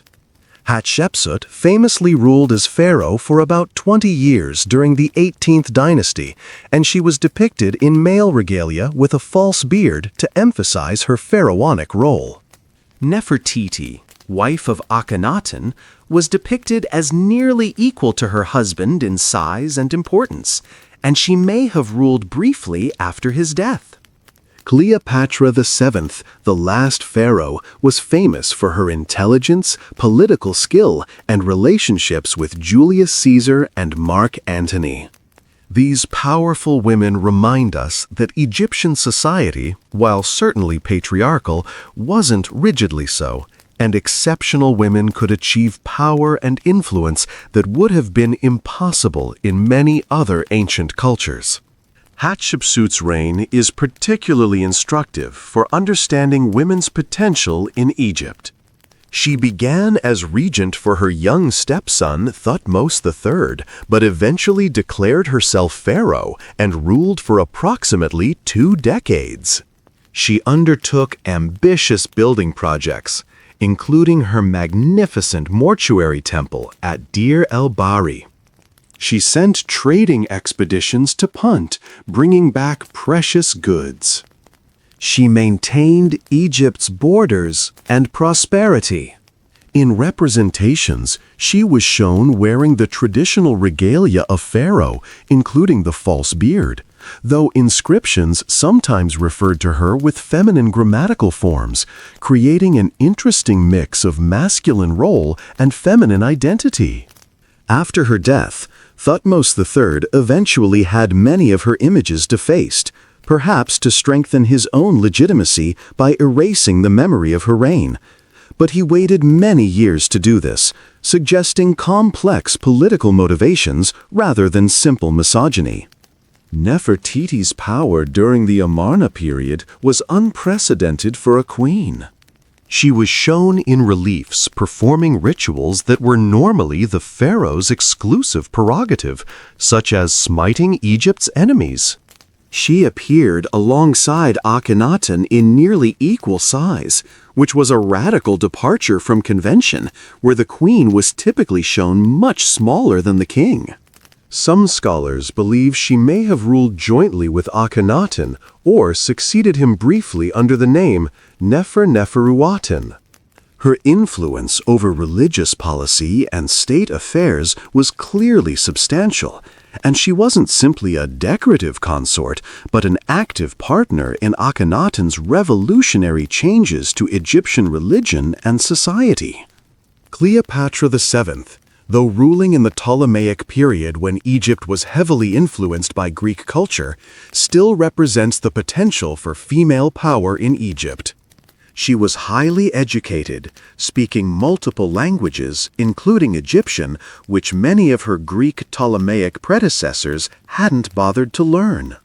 She used her intelligence, charm, and political skill to maintain Egypt's independence in the face of Roman expansion, forming alliances with Julius Caesar and later Mark Antony. Though ultimately defeated by Octavian, who became the Emperor Augustus, Cleopatra demonstrated that a woman could rule a major kingdom and hold her own against the most powerful men of her time. Her story has been romanticized and distorted by ancient sources hostile to her, but the core truth remains that she was a formidable political leader. Beyond queens, other elite women held power and influence in their spheres. The mother of the vizier Ramose in the 18th dynasty was clearly a significant figure in the family, depicted in her son's tomb with honor and respect. Women in the royal harem sometimes intrigued to advance their sons to the throne, showing political sophistication and ambition. Wealthy women managed estates, ran businesses, and made economic decisions that affected their families and employees. While these women were exceptional rather than typical, their existence shows that the ceiling for women's power and influence was higher in Egypt than in many comparable societies. Let's discuss some specific artifacts and texts that illuminate ancient Egyptian attitudes toward intimate life. The Turin Papyrus, which we mentioned earlier, is one of the most explicit surviving documents. It dates to the Ramesside period and was found in Deir el-Medina, the workers' village. The papyrus contains 12 scenes, some fragmentary, showing couples engaged in intimate acts. The style is cartoonish rather than idealized, and some figures appear to be caricatures. Some scholars think the men might be depicted as priests based on their clothing, which would make the papyrus possibly satirical, poking fun at priests who were supposed to maintain ritual purity. Others think it might have been entertainment, or might have had some religious or magical purpose we don't understand. Whatever its original purpose, it demonstrates that explicit imagery was created and circulated, at least in the workers' community. The love poetry that survives is incredibly valuable for understanding Egyptian attitudes. These poems come primarily from the New Kingdom period and were written on papyri and ostraca. They're composed as songs or recitations, and they express the emotional and physical aspects of romantic love. In one poem, a young man describes seeing his beloved and feeling his heart pound. In another, a young woman describes meeting her lover secretly in a garden. The language is sometimes sweetly innocent and sometimes quite sensual, describing physical attraction and desire in ways that make it clear the Egyptians valued passionate romantic love, not just practical partnership. The poems use nature imagery extensively. The beloved is compared to flowers, trees, birds, and other beautiful natural things, showing how the Egyptians connected human beauty and love to the beauty of the natural world. Spells and magical texts sometimes deal with matters of attraction and relationships. There are spells meant to make someone fall in love with you, to maintain a partner's affection, or to cause problems in a rival's relationship. These love spells show that people worried about maintaining their partner's affection and about competition from rivals. The existence of such spells indicates that relationships weren't always smooth, and that people felt the need for supernatural help in matters of the heart. Some spells are quite elaborate, involving specific rituals, ingredients, and invocations of gods and spirits. Whether people actually believed these spells worked, or whether they were more like hopeful wishes, is impossible to know. But their existence shows that love and relationships were subjects of intense concern. Dreams involving intimate scenarios appear in dream interpretation texts, which classify dreams as good or bad omens. These texts are fascinating because they show what people dreamed about and what those dreams were thought to mean. Some dreams were interpreted as predictions about relationships. For example, dreaming about seeing oneself might predict finding a partner, or might relate to marital matters, depending on details of the dream. The fact that such dreams were deemed significant enough to interpret tells us that intimate relationships were recognized as important aspects of life that people thought about, worried about, and dreamed about. Family size in ancient Egypt varied, but tended to be relatively large, though high infant mortality meant that many children didn't survive to adulthood. Having many children was generally desirable because children provided labor, helped care for elderly parents, and continued the family line. However, the existence of contraceptive methods suggests that endless childbearing wasn't always desired either. Perhaps couples sought to space births for the mother's health, or to limit family size if resources were scarce. Evidence from Deir el-Medina suggests that families with 4 to 6 surviving children were common among the workers, though families could be larger or smaller. Inheritance patterns are relevant to understanding relationship dynamics. Egyptian inheritance was generally partible, meaning property was divided among all children, with sons and daughters both inheriting, though sons might receive larger shares. This meant that both sons and daughters had economic futures that depended on their parents' estate, giving children of both genders a stake in the family's success. It also meant that marriage wasn't a woman's only option for economic security. She might inherit substantial property from her parents that remained hers even within marriage. These inheritance practices reinforced the relative equality between men and women in Egyptian society. Adoption existed in ancient Egypt and was legally recognized. Couples who couldn't have children might adopt, and these adopted children had full inheritance rights. This is interesting because it shows that the social function of children, providing for parents in old age and continuing the family, could be fulfilled even without biological offspring. It also suggests that the purpose of marriage wasn't solely biological reproduction, but also included forming families and households by whatever means possible. Some adoption arrangements were made with older individuals who had no children, essentially contracts where a younger person would care for the older person in exchange for inheriting their estate. Wet nurses appear frequently in Egyptian records, showing that childcare was sometimes outsourced, especially among the wealthy. Royal children were raised by wet nurses who often came from elite families, and these nurses and their families received honors and rewards for their service. The use of wet nurses meant that royal and elite mothers weren't necessarily tied to constant childcare during the nursing period, giving them more freedom for other activities. It also created bonds between families. The milk siblings who nursed from the same woman sometimes maintained lifelong connections. Now, let's turn to some misconceptions about ancient Egyptian intimate life. One common myth is that the Egyptians practiced widespread incest.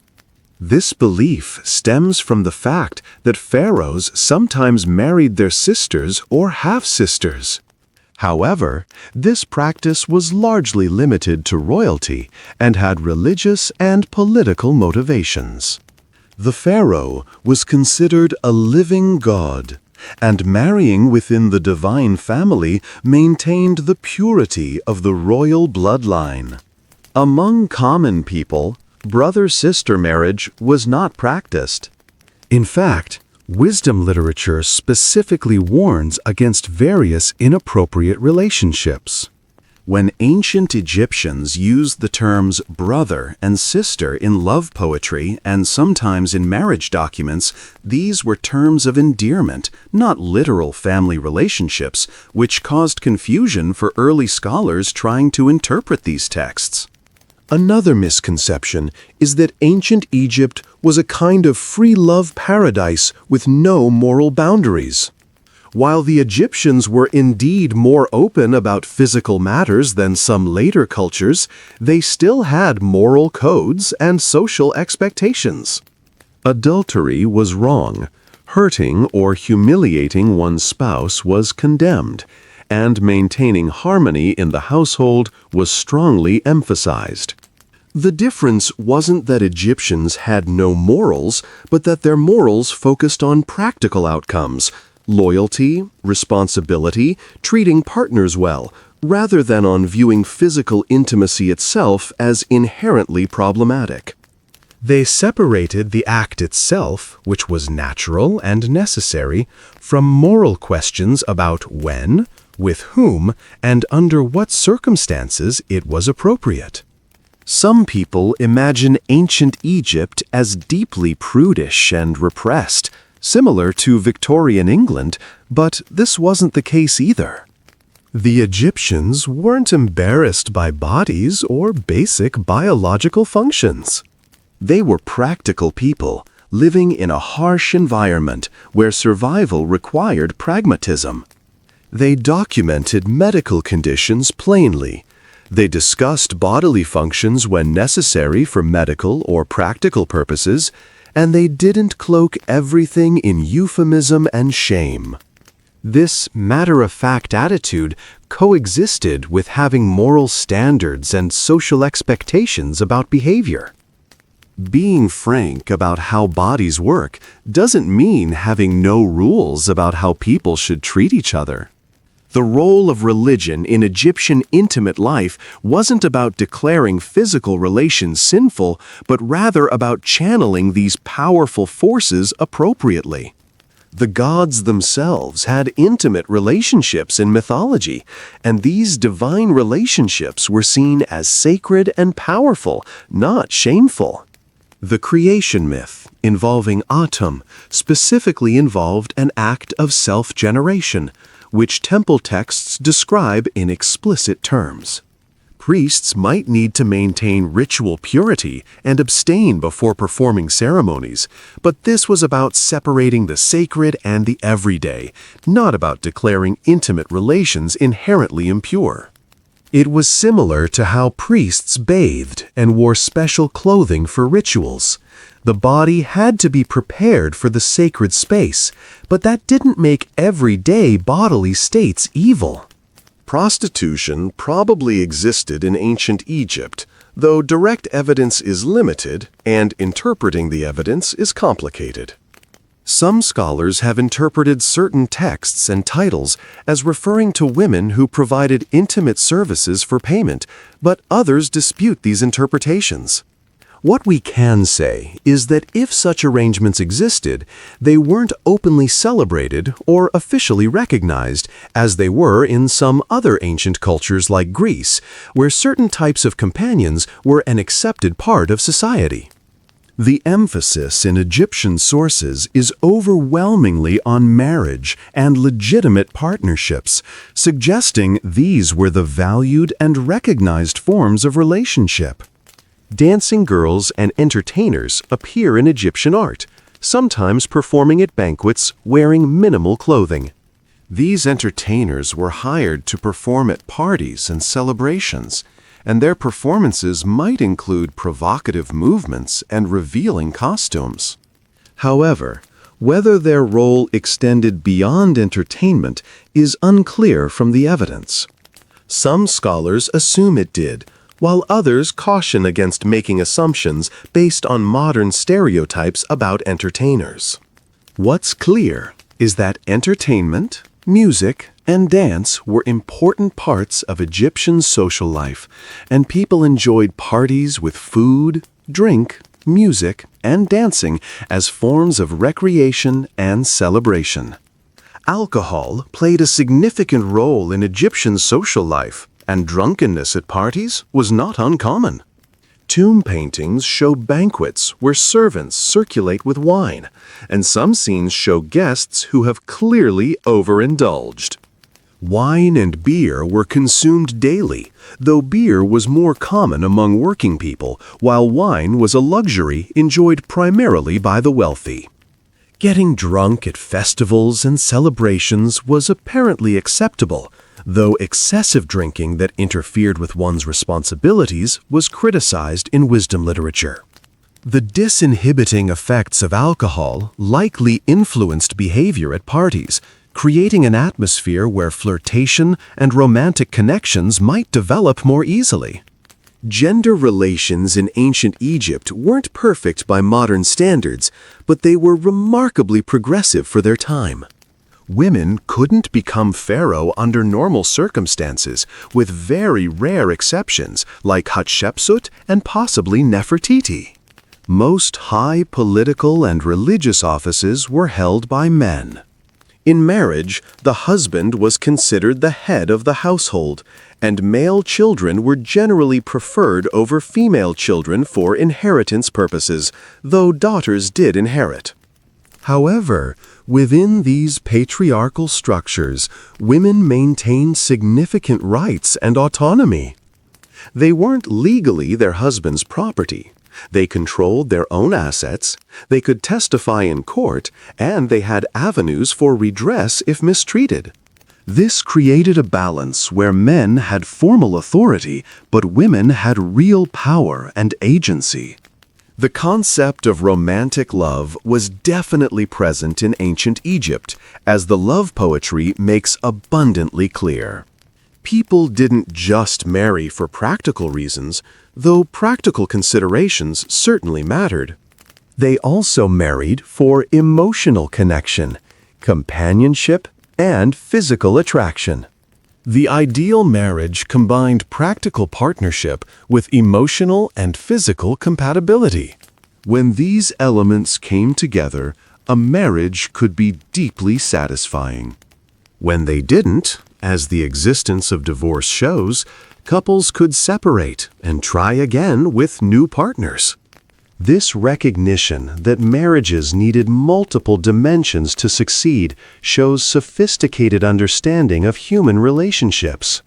Aging and its effects on intimate relationships aren't directly discussed in surviving texts, but we can make some inferences. Life expectancy was shorter than today, so people who survived to what we'd consider old age were relatively rare and probably valued for their experience and wisdom. Medical texts include prescriptions for various age-related conditions, suggesting that maintaining health and function into older age was a concern. Whether older couples continued intimate relations isn't documented, but given the practical Egyptian attitude toward such matters, it seems likely that people continued as long as they were able and desired to do so. The seasonal rhythms of Egyptian life probably affected intimate relationships too. The agricultural calendar divided the year into 3 seasons: Akhet, the flooding season when the Nile inundated the fields; Peret, the growing season when crops sprouted and grew; and Shemu, the harvest season when crops were gathered. During the flooding season, farming wasn't possible, so this was a time for festivals, celebrations, and relaxation. It's reasonable to imagine that this might have been a time when couples had more leisure for each other, compared to the busy planting and harvest seasons when everyone worked long hours in the fields. The annual Nile flood itself was celebrated as a renewal of life, and festivals during this time might have included matchmaking and courtship opportunities for young people. The physical environment of Egypt shaped daily life in intimate ways. The heat meant that clothing was light and minimal. Linen, the primary fabric, was often so fine it was semi-transparent in artistic depictions. People spent much of their time outdoors or in open courtyards because houses could be stifling in the heat. Bathing and cooling off in the Nile or in baths was a daily necessity. This climate meant that bodies were more visible and physical comfort was a constant consideration.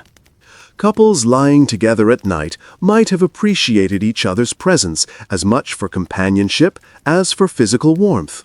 Wasn't needed in the Egyptian climate except perhaps on cool winter nights. Let's consider the role of music and dance in courtship and relationships. Music was central to Egyptian life, featured in work songs, religious ceremonies, celebrations, and entertainment. Certain instruments like the lute and harp were associated with entertainment at banquets. Dancing was performed by professionals, but also was something ordinary people did at festivals and celebrations. The combination of music, dance, and celebration created opportunities for young people to interact, for displays of grace and skill that might attract potential partners, and for the general enjoyment that made life worth living. Love songs might have been sung by musicians or by lovers themselves, making music a medium for expressing romantic feelings. Beauty rituals and personal grooming deserve more attention because they reveal how Egyptians prepared themselves to be attractive to partners. Both men and women used cosmetics, though women used more variety and color. Kohl around the eyes was nearly universal. It made eyes look larger and more dramatic, reduced glare from the intense sun, and had some antibacterial properties that helped prevent eye infections. Women used red ochre on their lips and cheeks, creating a healthy, youthful appearance. Green eyeshadow made from malachite was popular in earlier periods. Both sexes used scented oils and unguents to moisturize skin and provide pleasant fragrance. They cleaned their teeth with various powders and were concerned about fresh breath, recognizing that these details mattered in close contact with others. Hairstyles and wigs were elaborate and varied. Women's wigs were especially complex, sometimes featuring hundreds of small braids and curls, often extended with additional braided sections to create volume and length. These wigs were styled with beeswax and resin and might be decorated with ornaments. Men's wigs were generally shorter, but could still be quite styled, especially for formal occasions. The effort invested in these elaborate hairstyles suggests that appearance mattered and that people took pride in presenting themselves attractively. When a couple appeared together at a banquet or festival, both partners would have been carefully groomed and dressed in their finest linen with their best jewelry, presenting a united image of success and attractiveness. Jewelry served as both adornment and wealth storage in ancient Egypt. Women wore elaborate collar necklaces, earrings, bracelets, and anklets made from gold, silver, copper, and semi-precious stones. Men also wore jewelry, including rings, bracelets, and pectorals. These ornaments weren't just beautiful. They were investments and could be sold or traded if necessary. A wealthy husband might give his wife valuable jewelry, which would remain her property and provide her with financial security. The glittering display of jewelry, the flowing linen garments, the carefully styled wigs, and the cosmetically enhanced faces would have made wealthy Egyptians quite glamorous by any standard. Perfume and incense were highly valued in ancient Egypt, used in religious ceremonies, but also for personal enjoyment. The most precious perfumes were imported from distant lands at great expense. Frankincense and myrrh from Punt, somewhere on the Red Sea coast, were especially prized. Queen Hatshepsut famously sent an expedition to Punt to bring back incense trees to plant in Egypt.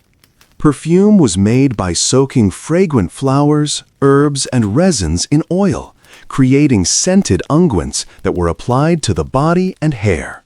Using fine perfume was a luxury that wealthy people enjoyed, and pleasant scents were associated with divine presence. The gods were said to have sweet-smelling bodies.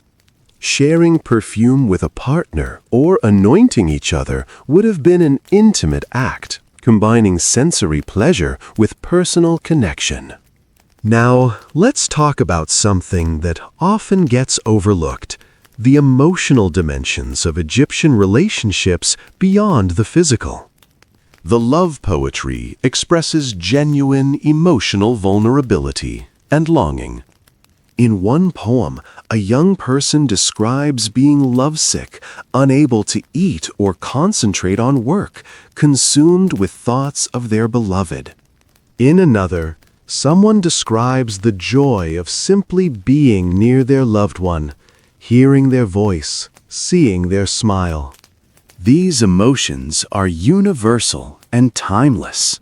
The ancient Egyptians felt the same butterflies, the same nervous excitement, the same joy in requited love that people feel today.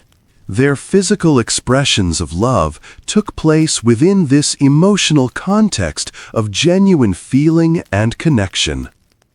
Grief over the loss of a spouse is documented in letters and inscriptions. Widows and widowers expressed profound sorrow at losing their partners. Some tomb inscriptions include touching tributes from surviving spouses. One man described his deceased wife as one who was loyal, who never wronged him, who was beautiful in his eyes. The emotion in these inscriptions suggests that marriages, at least some of them, involved deep affection, and that losing a partner was genuinely devastating. People who lived together for decades, raised children together, worked side by side, shared their bodies and their daily lives. They formed profound bonds that death couldn't immediately erase. Letters between spouses who were temporarily separated show the everyday affection and concern that characterized good marriages. In one letter, a husband away on business asks his wife about household matters, sends greetings to the children, and expresses his wish to return home soon. In another, a wife writes to her traveling husband asking him to send certain supplies and telling him she misses him. These mundane communications reveal the texture of ongoing relationships, the practical cooperation, the emotional connection, the way couples functioned as a team even when apart. This partnership aspect of marriage was probably as important to daily satisfaction as the romantic or physical dimensions. Conflict in marriages certainly occurred, though it's less well documented than harmony. Legal texts mention disputes between spouses over property or behavior. Wisdom literature warns men against behaviors that would anger their wives, such as excessive drinking, wasting household resources, or being cruel. The fact that advice was given about maintaining harmony suggests that harmony wasn't automatic and that marriages required effort. Some couples probably lived their entire lives in quiet contentment, while others struggled with incompatibility, conflict, and disappointment. The availability of divorce meant that truly miserable marriages didn't have to continue forever, but divorce had costs and complications, so couples probably worked hard to make their marriages succeed before taking that step. Let's return to the religious dimensions because they're crucial for understanding the Egyptian worldview. The god Hathor was associated with love, beauty, music, and feminine power. She was worshipped as the goddess who made life worth living, who brought joy and pleasure.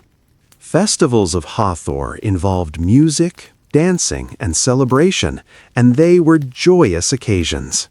Women particularly honored Hathor, and she was seen as a divine patron of feminine beauty and romantic love. Praying to Hathor for help in matters of love or for protection during childbirth was common. This divine figure, who celebrated physical beauty, pleasure, and joy, suggests that the Egyptians saw these things as having divine sanction and blessing. The goddess Isis was another crucial divine figure relevant to relationships. As the devoted wife of Osiris and mother of Horus, Isis represented wifely loyalty, maternal love, and powerful protective magic. Women especially revered Isis, and her cult spread far beyond Egypt in later periods, becoming one of the most popular cults in the Roman Empire. Isis represented the ideal of the devoted wife who would do anything to protect her husband and child. Her magic was so powerful that she could even temporarily overcome death. This myth validated women's roles as wives and mothers while also emphasizing their power and agency. Isis wasn't a passive figure, but an active, powerful goddess who made things happen through her knowledge and determination.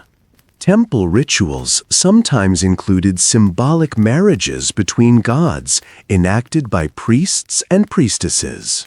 The most famous example is the festival of the sacred marriage at Thebes, where the god Amun and the goddess Mut were ritually united, representing the creative union that sustained the cosmos.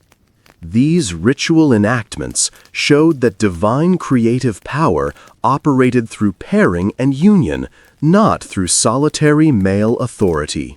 The balance of male and female was necessary for creation and continuation of life. This theological emphasis on complementary pairing reinforced the social importance of marriage and the idea that men and women needed each other. The Ankh symbol, one of the most recognizable Egyptian hieroglyphs, represented life itself. Some scholars have noted that its shape might be interpreted as combining male and female sexual symbols, making it a representation of life as arising from the union of complementary forces. Whether this interpretation is correct or not, the Ankh's association with life connects to the Egyptian understanding that life came from generation, from the creative union of pairs, from the biological processes of conception and birth. Life was celebrated, and the means of creating life were seen as powerful and sacred rather than shameful. Let's talk about what happened when relationships produced children, because this was the ultimate goal and validation of marriage in Egyptian society. Pregnancy was announced with joy, and pregnant women were protected with amulets and spells. The goddess Taweret, depicted as a pregnant hippopotamus standing upright, was a primary protective deity for pregnant women and children. Her fierce appearance was meant to scare away any malevolent spirits that might harm mother or child. The god Bes, the dwarf deity we mentioned earlier, was also invoked for protection. These deities had a domestic, protective quality, quite different from the grand, distant nature of major gods like Ra or Amun. They were approachable, concerned with everyday human struggles, and beloved for their role in protecting families. Childbirth took place at home, attended by midwives and female relatives. Physicians might be called if complications arose, but normally childbirth was a matter handled by experienced women. Birth bricks, or birthing stools, were used to help the mother deliver in a squatting or sitting position. Spells were recited, amulets placed, and the birth attendants did what they could to ensure a safe delivery. The mother was vulnerable during and after birth, and the newborn even more so. The first days of life were precarious, and many babies didn't survive. Those who did were welcomed with relief and celebration. Naming a child was significant, and names often had meanings related to gods, good qualities, or hopes for the child's future. A child named Amenhotep meant Amun is satisfied, connecting the child to the god Amun. A girl named Nefertiti meant the beautiful one has come. Names were thought to have power, and calling someone by their name invoked their essential self. This belief in the power of names extended to other contexts too. Knowing someone's secret name could give you power over them, which is why gods sometimes had hidden names, and why magical spells often invoked the secret names of deities or spirits. Childhood in ancient Egypt lasted until puberty, when young people took on adult responsibilities. Children played with toys, had pets, and learned skills from their parents. Boys typically learned their father's trade, while girls learned household management from their mothers. Education was available for those who could afford it, or who had the opportunity to attend temple schools, but most children learned through direct instruction and imitation rather than formal schooling. By their early teens, young people were ready to marry and begin their own families, continuing the cycle that had sustained Egyptian civilization for millennia. The continuity of Egyptian culture for over 3,000 years is remarkable when you think about it. While many details changed over time, dynasties rose and fell, capitals moved, religious emphases shifted, the basic structures of Egyptian society remained surprisingly stable. The importance of family, the centrality of the Nile, the cosmic role of Pharaoh, the hope for a blessed afterlife, these elements persisted. In terms of intimate relationships and family life, the patterns established early in Egyptian history continued throughout its long existence. Monogamous marriage, partnership between spouses, love for children, and the hope that families would continue together in the afterlife remained constants. When we compare Egyptian attitudes with those of neighboring cultures, the differences are instructive. In Mesopotamia, law codes like the Code of Hammurabi prescribed harsh punishments for various offenses, including death for adultery. Women in Mesopotamian society had fewer rights than Egyptian women and were more thoroughly under male control. In ancient Greece, respectable women were largely secluded in women's quarters and didn't participate in public life. Greek men often formed intense same-gender relationships that were celebrated, while their relationships with their wives were more formal and distant. In these contexts, Egypt stands out for giving women more autonomy, for celebrating romantic love between men and women, and for having a relatively pragmatic, balanced approach to intimate relationships. This doesn't mean Egypt was perfect or free from gender inequality. Men still held most formal power. Male children were generally preferred, and women who stepped too far outside expected roles might face social censure. But within the ancient world, Egyptian women had opportunities and protections that were unusual. An Egyptian woman who was intelligent, capable, and lucky could own property, manage businesses, and live with considerable autonomy. She wasn't simply transferred from her father's control to her husband's control, but maintained her own legal identity throughout her life. The physical artifacts that survive, the tombs, temples, statues, and papyri, give us an incomplete but fascinating window into ancient Egyptian life. We see couples embracing in tomb reliefs, suggesting that showing affection wasn't considered inappropriate.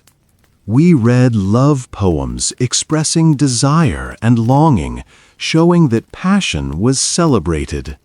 We study medical texts discussing contraception and fertility treatments, revealing practical management of reproduction. We examine magical spells for attracting love or binding a partner, showing that relationships weren't always secure and that people worried about maintaining love.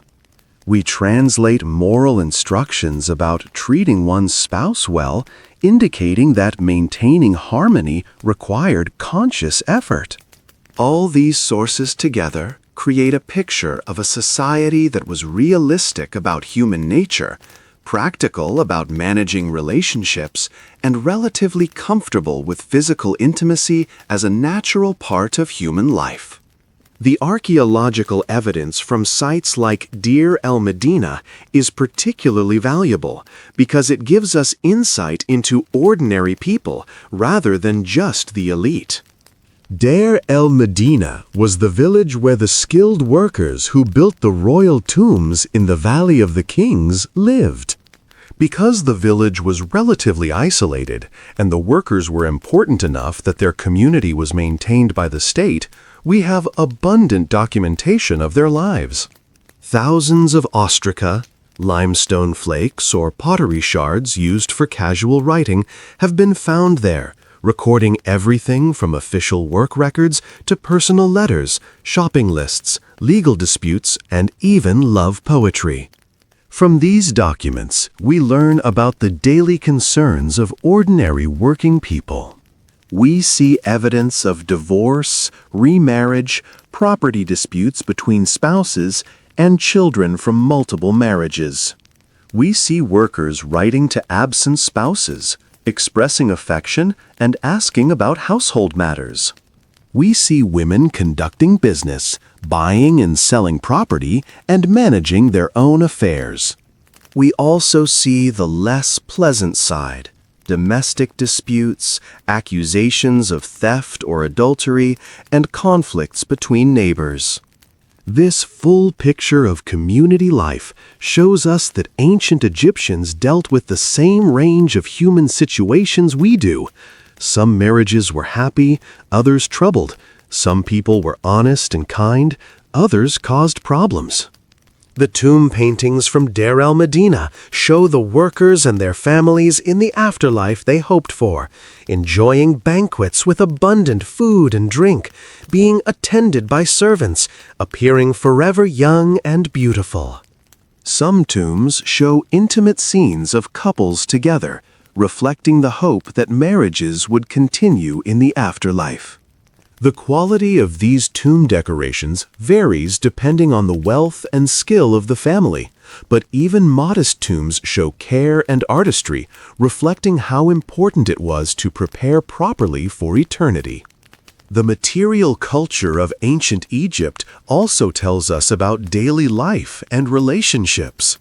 Archaeologists have found furniture, including beds, headrests, chairs, and stools that show how people furnished their homes. Clothing and jewelry have survived in some tombs, showing us what people wore. Pottery, tools, toys, and countless other objects give us the texture of daily life. Each object is a silent witness to the people who made it, used it, and eventually left it behind. A simple clay oil lamp lit someone's home 3,000 years ago. A wooden comb styled someone's hair. A cosmetic jar held the makeup someone applied before meeting their beloved. These ordinary objects connect us to the intimate, everyday reality of ancient Egyptian life. Letters are among the most touching artifacts because they give us direct access to people's thoughts and feelings. A letter from a husband to his wife might discuss practical matters. Please send the supplies I need. The harvest is going well, but often includes personal touches. I hope you and the children are well. I miss you and look forward to returning home. Some letters are more emotional, expressing grief, anger, love, or anxiety. These aren't polished literary productions, but spontaneous communications between real people, and they bring the ancient Egyptians to life in ways that formal texts cannot. One remarkable category of letters is correspondence between family members dealing with inheritance and family business. These letters show family dynamics, siblings cooperating or quarreling, parents advising adult children, relatives negotiating property divisions. From these mundane documents, we see that Egyptian families dealt with the same complications families everywhere face: competing interests, misunderstandings, the challenges of balancing fairness with practical realities. These letters remind us that even in a culture that idealized family harmony, real families sometimes struggled with conflict and required negotiation and compromise. The climate and environment of Egypt influenced intimate relationships in ways that might not be immediately obvious. The necessity of bathing frequently because of heat and dust meant that cleanliness was a constant concern and that people were accustomed to washing and being washed. The lightweight linen clothing revealed body shapes, making physical appearance more visible than in cultures where people wore heavy, concealing garments. The outdoor lifestyle meant that people were physically active and strong, with farming and manual labor keeping most people fit. These physical realities shaped how people experienced their bodies and how they interacted with others. Food and diet also played a role in physical health and, by extension, in intimate relationships. The Egyptian diet was based on bread, beer, vegetables, fish, and occasionally meat for those who could afford it. This diet was adequate but not luxurious for most people. Malnutrition and nutritional deficiencies probably affected some people's health and vigor. Parasitic infections from the Nile water and from working in irrigated fields were common and debilitating. Dental problems from bread containing sand and grit wore down teeth and caused infections. These health challenges meant that maintaining vitality for intimate relationships wasn't always easy, especially as people aged. The medical attention given to matters of fertility and function suggests these concerns were recognized and addressed as best as possible with ancient medical knowledge. Housing conditions varied enormously by social class. The wealthy lived in large villas with many rooms, gardens, and ponds, enjoying comfort and privacy. Middling people, like scribes and craftsmen, had modest homes with several rooms. Poor farmers and laborers lived in small mud brick houses with minimal space, possibly just 1 or 2 rooms for an entire family. In the cramped quarters of poor households, privacy was limited, and intimate relations between spouses would have required simply waiting until children were asleep, or possibly having brief encounters when circumstances permitted. The village of Deir el-Medina, where royal tomb workers lived, has been excavated extensively, and we can see that homes there were narrow row houses with a few small rooms, comfortable enough, but not spacious. Couples made do with what they had. Let's consider the role of letters in maintaining relationships during separations. While most Egyptians were illiterate, scribes were available to write letters for people, and officials, merchants, and others whose work took them away from home could stay in touch with family through correspondence. These letters were carried by messengers or by travelers going in the right direction. A husband away on a trading expedition might send a letter asking about household matters and expressing affection for his wife and children. A wife might write to her traveling husband with news from home. These communications helped maintain the emotional bond during physical separation, allowing relationships to sustain even when couples couldn't be together. One remarkable category of sources is letters to the dead, where living people wrote messages to deceased relatives asking for help or intervention in worldly matters.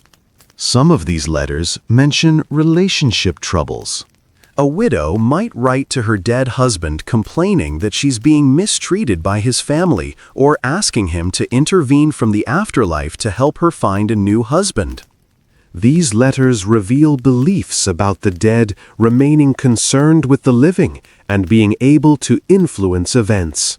They also show that people turn to deceased loved ones when facing difficulties, suggesting that the bonds formed in life were believed to continue after death.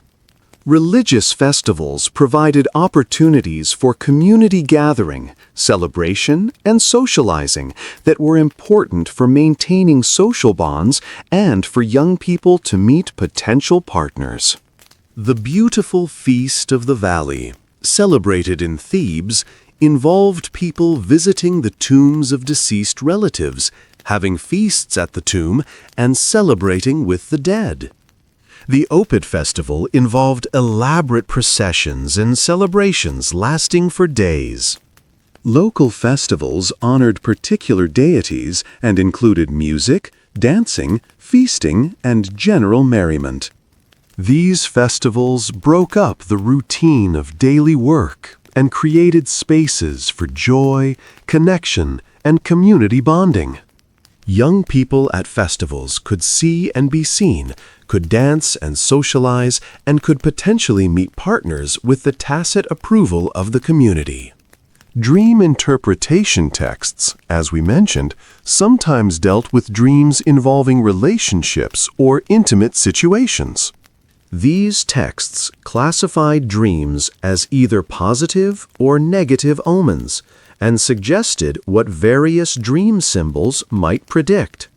The fact that people remembered and reported such dreams to interpreters shows that intimate matters occupied their thoughts enough to surface in dreams, and that people cared about what these dreams might mean for their future. Dream interpretation was taken seriously in ancient Egypt, and professional interpreters might be consulted about troubling or unclear dreams. The concept of Ma'at, truth, justice, balance, and cosmic order applied to relationships too. A good relationship was one that maintained balance, where both partners fulfilled their roles, treated each other justly, and contributed to household harmony.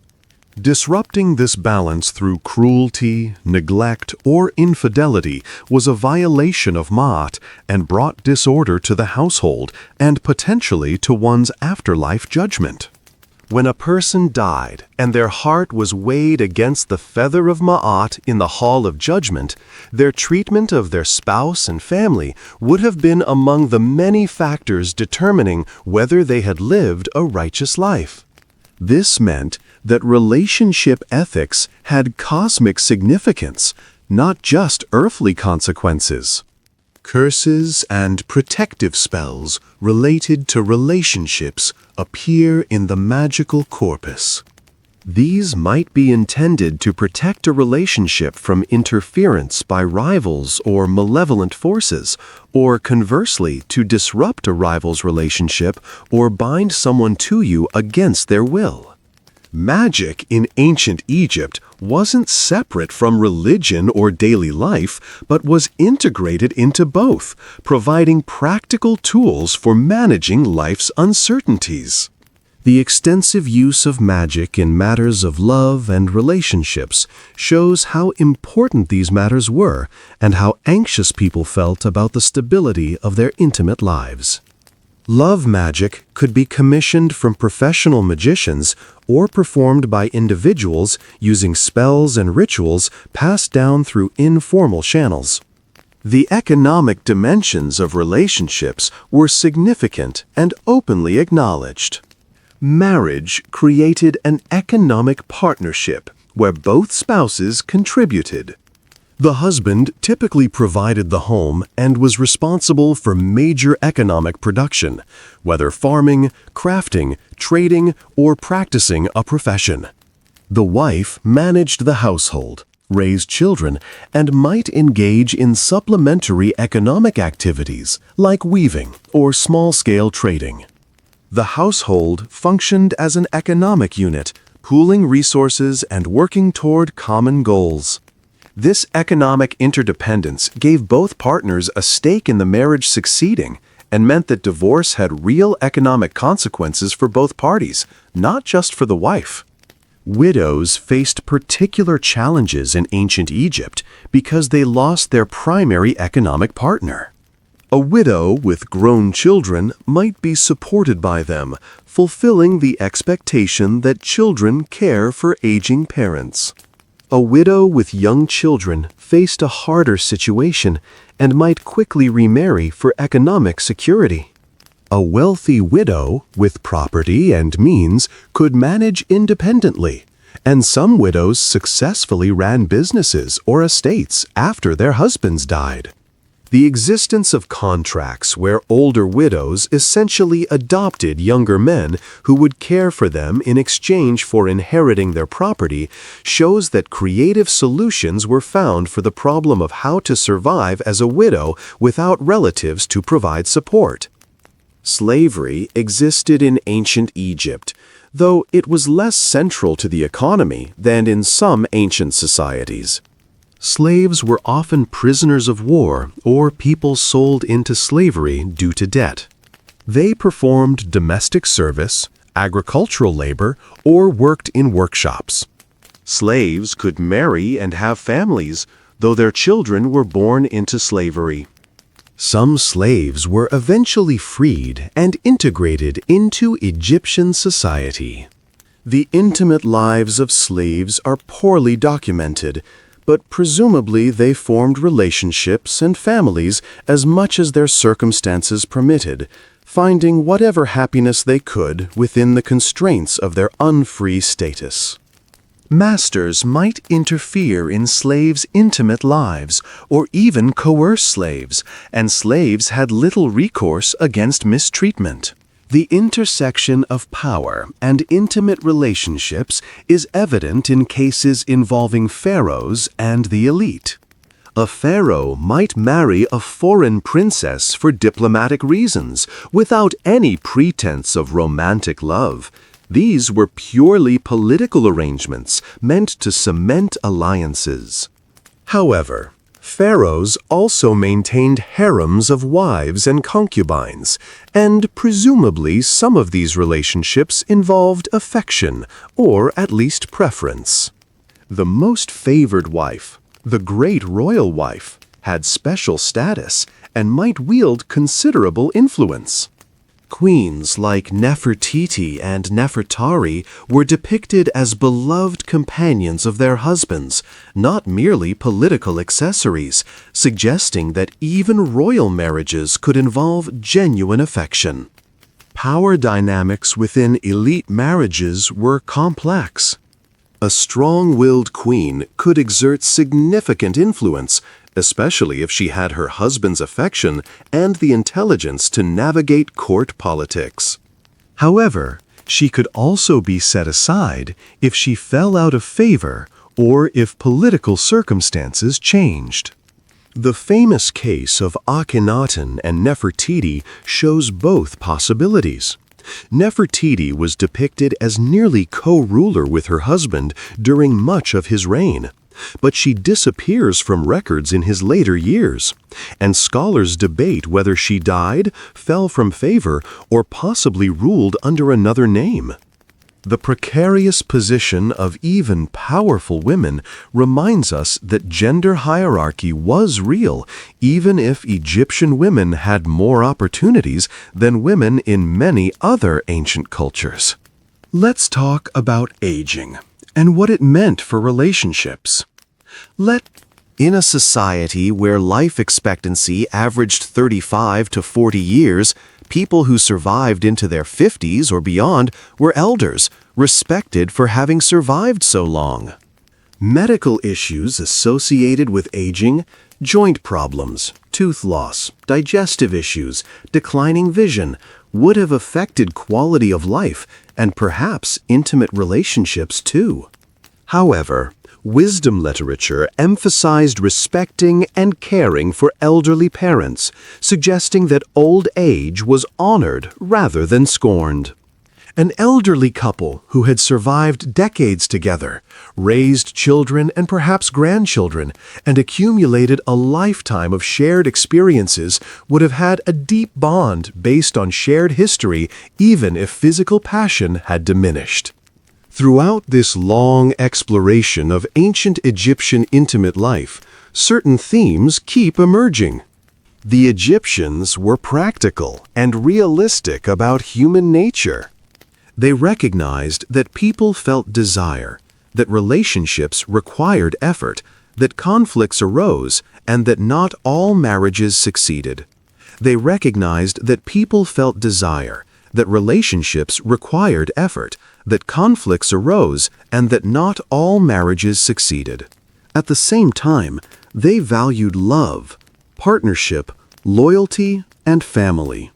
They celebrated romantic attraction while also emphasizing responsible behavior. They enjoyed physical pleasure while also recognizing its connection to serious matters like creating children and continuing families. They gave women significant rights and autonomy while still maintaining patriarchal structures. They were comfortable with the human body and its functions while still having standards about appropriate behavior. This balanced, pragmatic approach to intimate relationships served Egyptian society well for over 3 millennia. It allowed for stable families that could raise children and transmit culture across generations.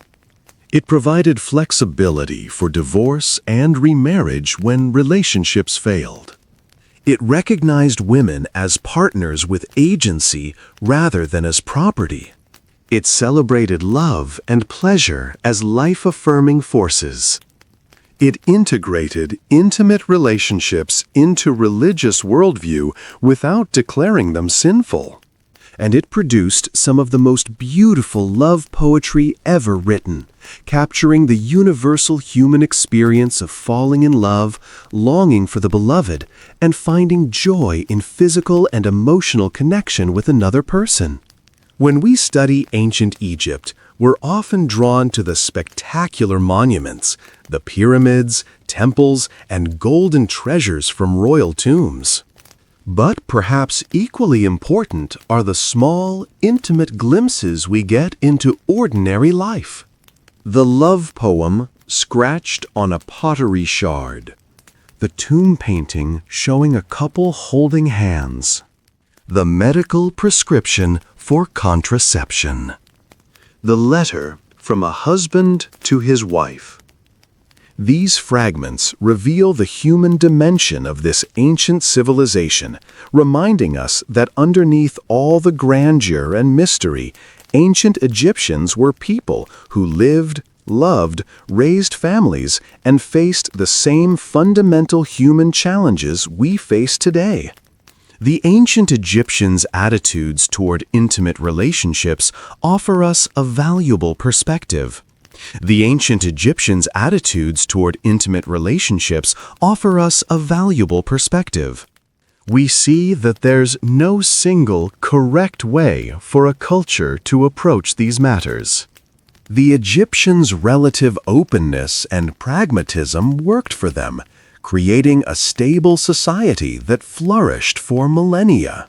Their example challenges us to think about our own cultural attitudes.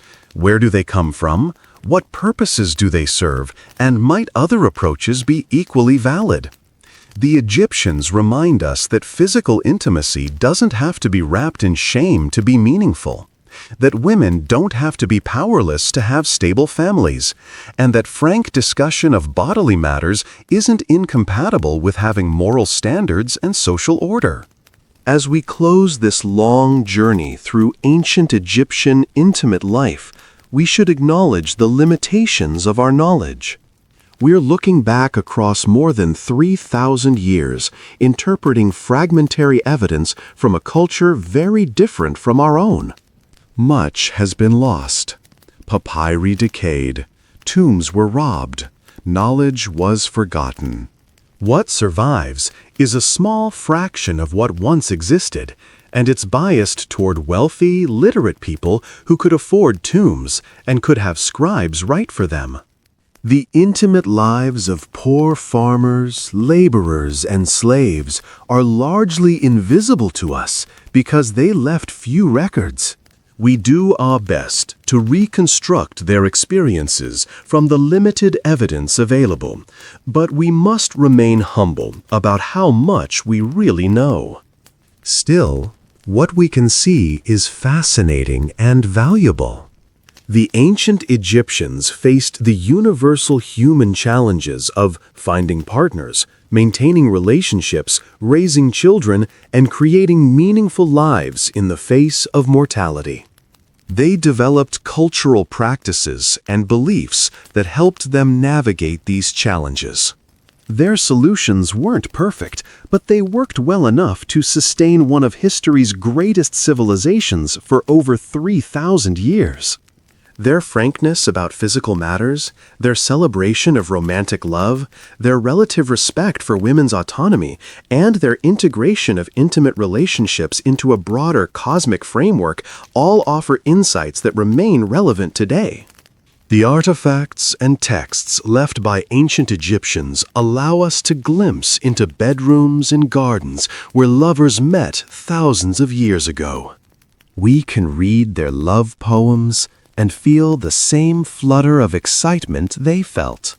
We can see tomb paintings of couples embracing and recognize the affection between partners. We can study their medical texts and understand their concerns about fertility and health. We can translate their moral instructions and see that they too worried about maintaining harmony in their relationships. Across the vast gulf of time and cultural difference, we find common humanity.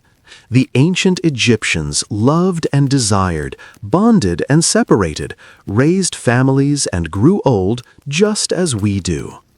In studying the intimate lives of ancient Egyptians, we're not just satisfying curiosity about exotic practices or seeking titillation from ancient scandal. We're engaging with fundamental questions about how human societies organize relationships, how cultures understand gender and intimacy, and how people create meaningful lives within the constraints and opportunities their culture provides. The ancient Egyptians found their answers, different from ours in many ways, but recognizable in their basic humanity. Their example enriches our understanding of the many ways humans have organized intimate life throughout history, and it challenges us to think critically about our own assumptions and practices. As we return from our journey to ancient Egypt, we bring back not just information, but perspective. We've seen that people separated from us by millennia and oceans nevertheless felt emotions we recognize, faced challenges we understand, and found solutions that worked for them. Their voices echo across time, in love poems and wisdom instructions, in tomb inscriptions and medical texts, reminding us of our shared humanity.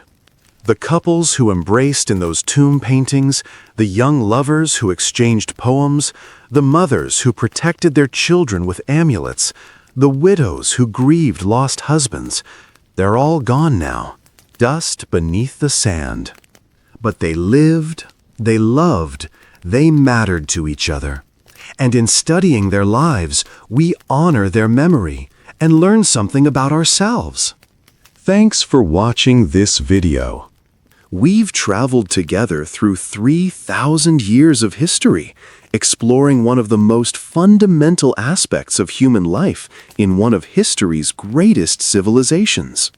I hope you've found this journey as fascinating as I have, and that you've gained new perspectives on both ancient Egypt and the timeless human experiences of love, desire, and family. Good night.